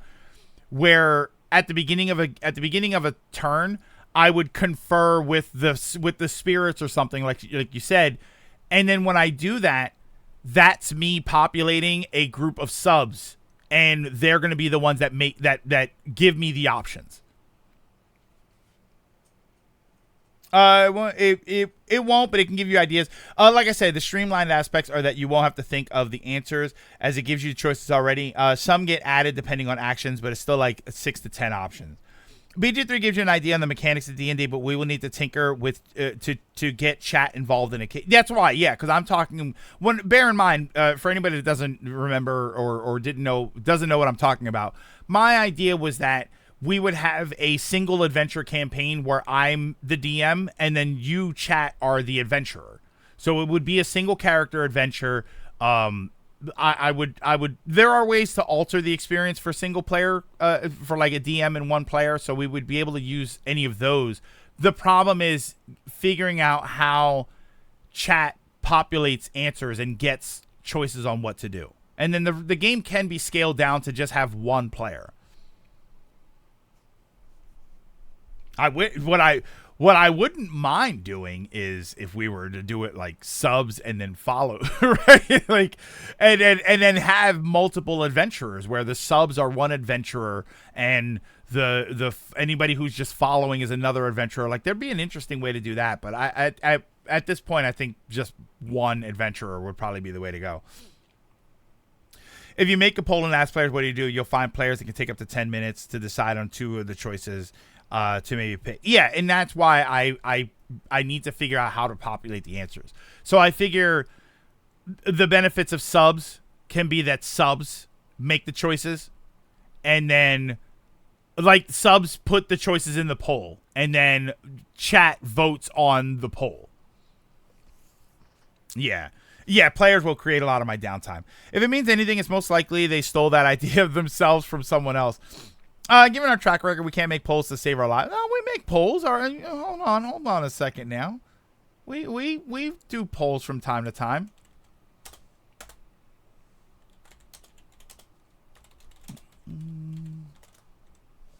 Oh wait, I screwed that up. I screwed that up.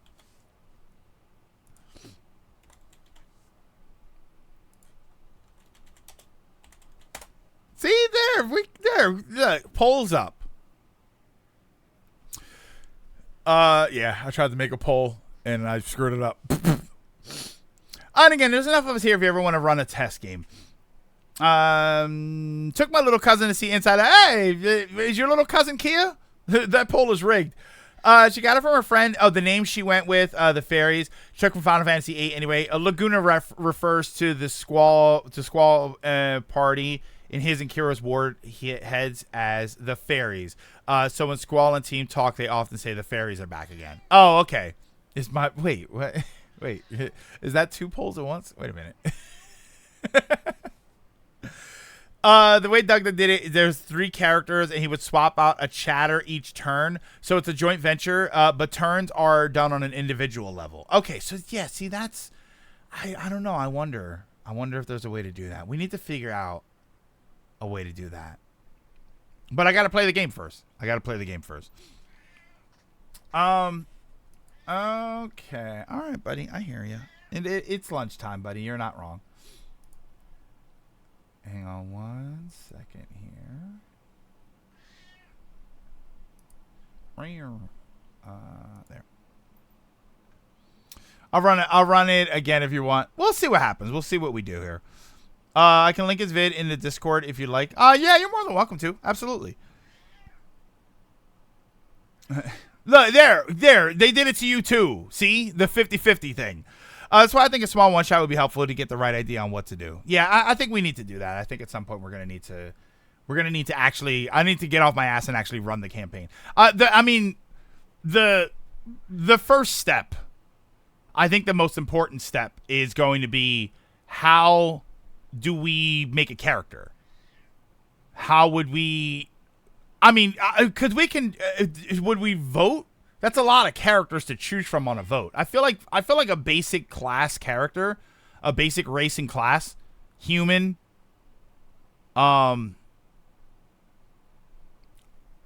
Is there a race?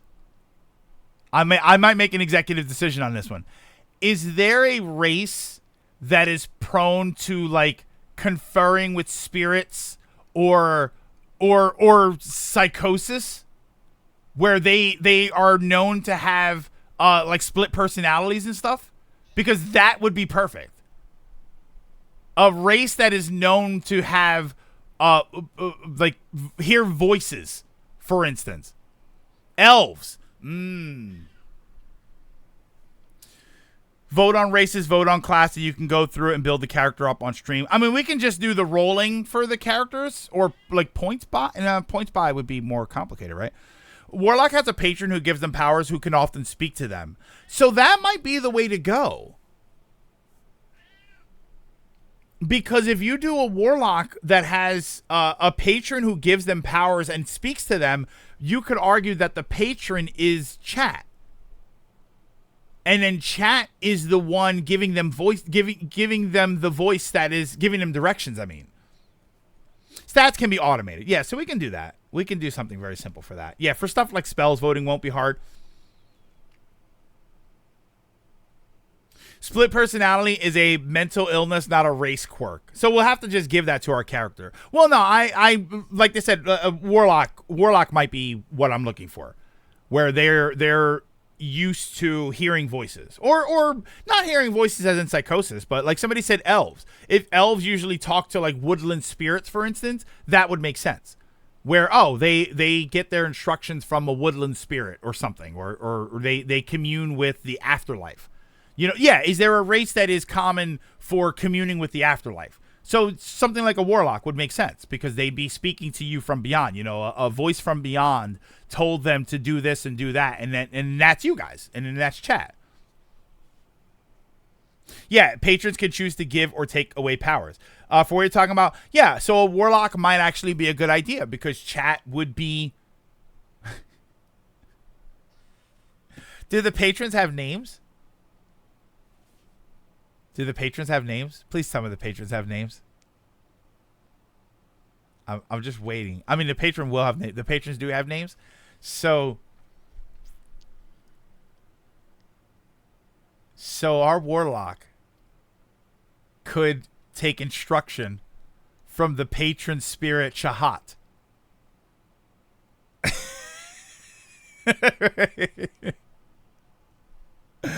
Wait a minute.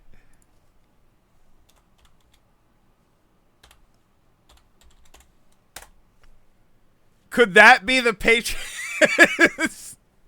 Is that the patron spirit's name? Chahat? Come on, that's good stuff. I mean, warlocks tend to meet gruesome ends.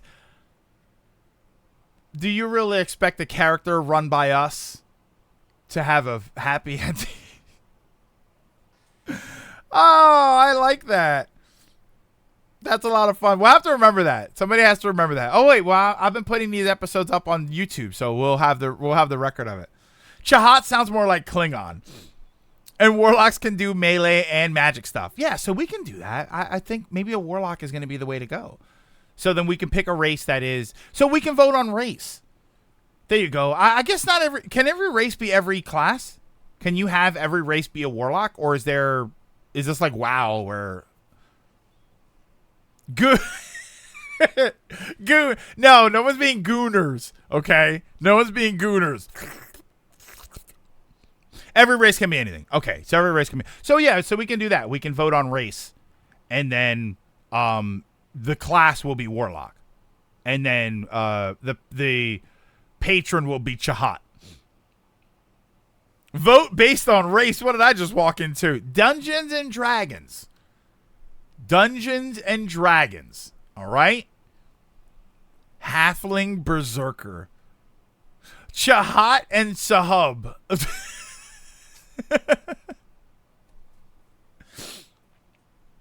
Alrighty, but that is gonna do it for today. Let me see here. Who do I have?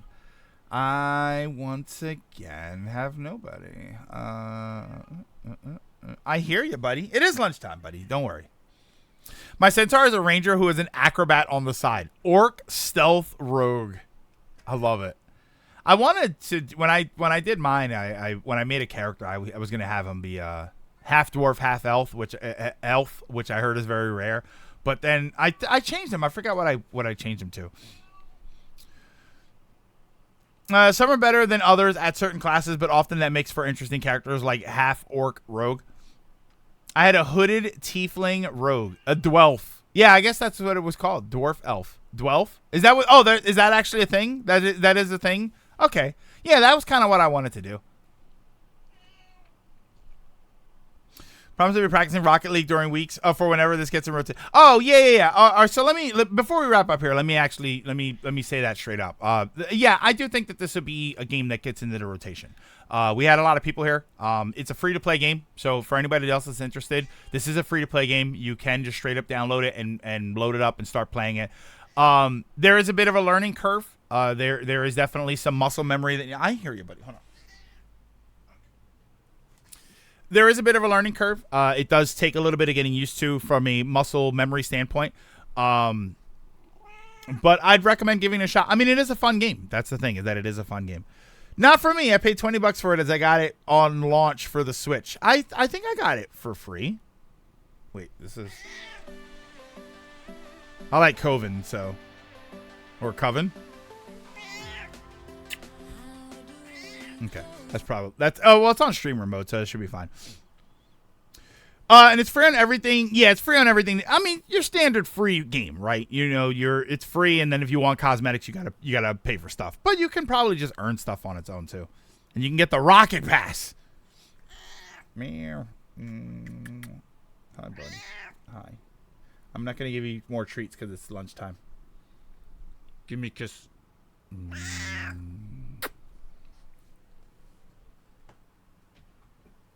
Oh, did I tell you I got bitten by a dog the other day? I got bitten by a dog.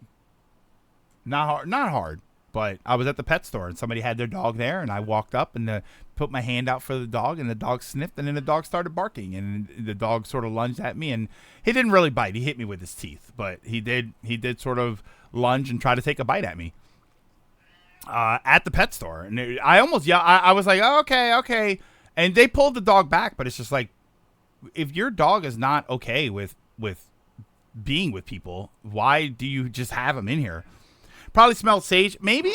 Yeah, he like nipped at me. He was barking and he nipped at me, but he was nice and friendly. And I walked up and I put my hand. I did the thing. I put my hand down and then like he just started barking, and like, it was more like he barked while moving towards me. So like he barked and did that. You know what I mean? But that's sort of what happened. Have I done Fortnite for Community Day? No, I won't do Fortnite for Community Day. I actually won't do one drug, please. I actually won't do Fortnite on stream. I haven't played Fortnite in months, but I always said that I wouldn't play Fortnite on stream. I've done it before. I have played Fortnite on stream before. I think we did it for a Community Day. Yeah, technically we did Fortnite Lego.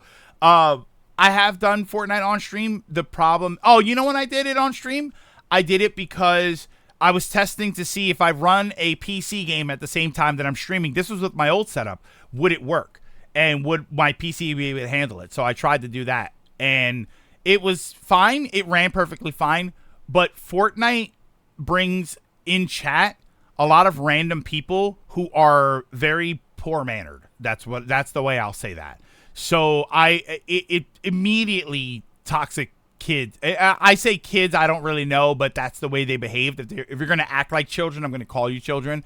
But toxic children immediately came in. And I was like, yeah, we're not going to do that. And so I always vowed I would never play Fortnite on stream again. We did the Lego stuff, but the Lego stuff was a bit different. And we did the rocket racing. We tried that too. I think we skipped the music one because the music one I figured we would get in trouble.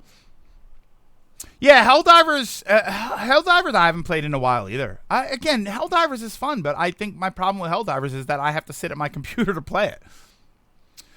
Yeah, we played Fortnite together on stream. We played Rocket Racing Did we do the festival? Oh, no, I think we did festival, but there was only one original song, I think. So we did that. I don't think I've risked playing anything that was licensed music. That's right, we did try that. Yeah, I'm Not Toxic. It said that it was safe, so we did that. I don't have anybody to send you to, by the way, so I will send you to... Oh, I don't know. That's Ark Survival. Testing with a friend, I can confirm you shouldn't get flagged for Fortnite Guitar Hero, even licensed, as long as you're talking. I won't be streaming for a while. Are you on? I mean, you're not on, so... Oh, you're saying you won't be streaming, like, you won't start for a little while. Yeah, I don't really have anybody to send you to. All right, so we'll just wrap it up then. We'll just wrap up. I won't send you to anybody today. Susie Lynn, it says Susie Lynn's not streaming.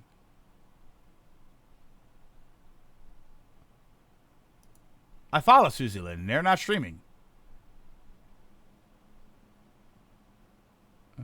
Nope. Yeah, she finished. All right. But that's going to do it for today. So thank you. Thank you everybody for stopping in and for hanging out. I very, very, very much appreciate it. Thank you for all of the support today. Thank you for hanging out, playing some Rocket League. Yeah, Rocket League, I think we can put Rocket League in. I one of the reasons I avoided it was just because I've brought it up before and it never really felt like a lot of people were going to be interested in playing it. But it's free. It's and it also used to cost money. But now it's free. It's a cross-platform game. It's relatively simple to get into. It's, the skill ceiling's kind of high if you really want to be good at it, but I don't think it's important for us to be good at it. I think that I still have a lot of fun playing this game just fine without being very skilled at it. So that's always a good thing. So I think this will jump into the rotation, which is good because that technically means we have 4 games. If we regularly rotate them, that should mean we have 4 games, which should mean 1 game a month, and then every few months we'll have a 5th game. So that's a good thing. I don't know if I want to get specifically on a routine where, all right, it's the second Saturday of the month. It's Smash Day, right? Although second Saturday Smash does sound like a lot of fun. Wait, I already like that. Let's see here.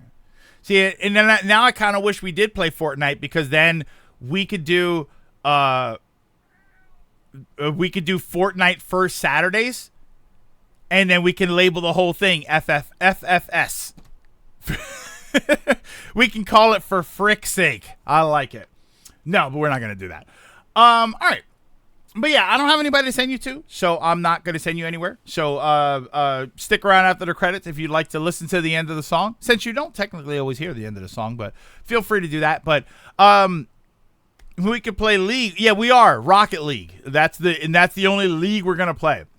But thank you everybody for stopping in and for hanging out. I once again very much appreciate it. Don't forget to drink your mask, wear your water, social distance whenever possible. Take care of yourselves. Take care of each other. Have a great weekend. Play some fun games. Enjoy yourself. Practice some Rocket League. We'll play again in a month. And I will see you all next week.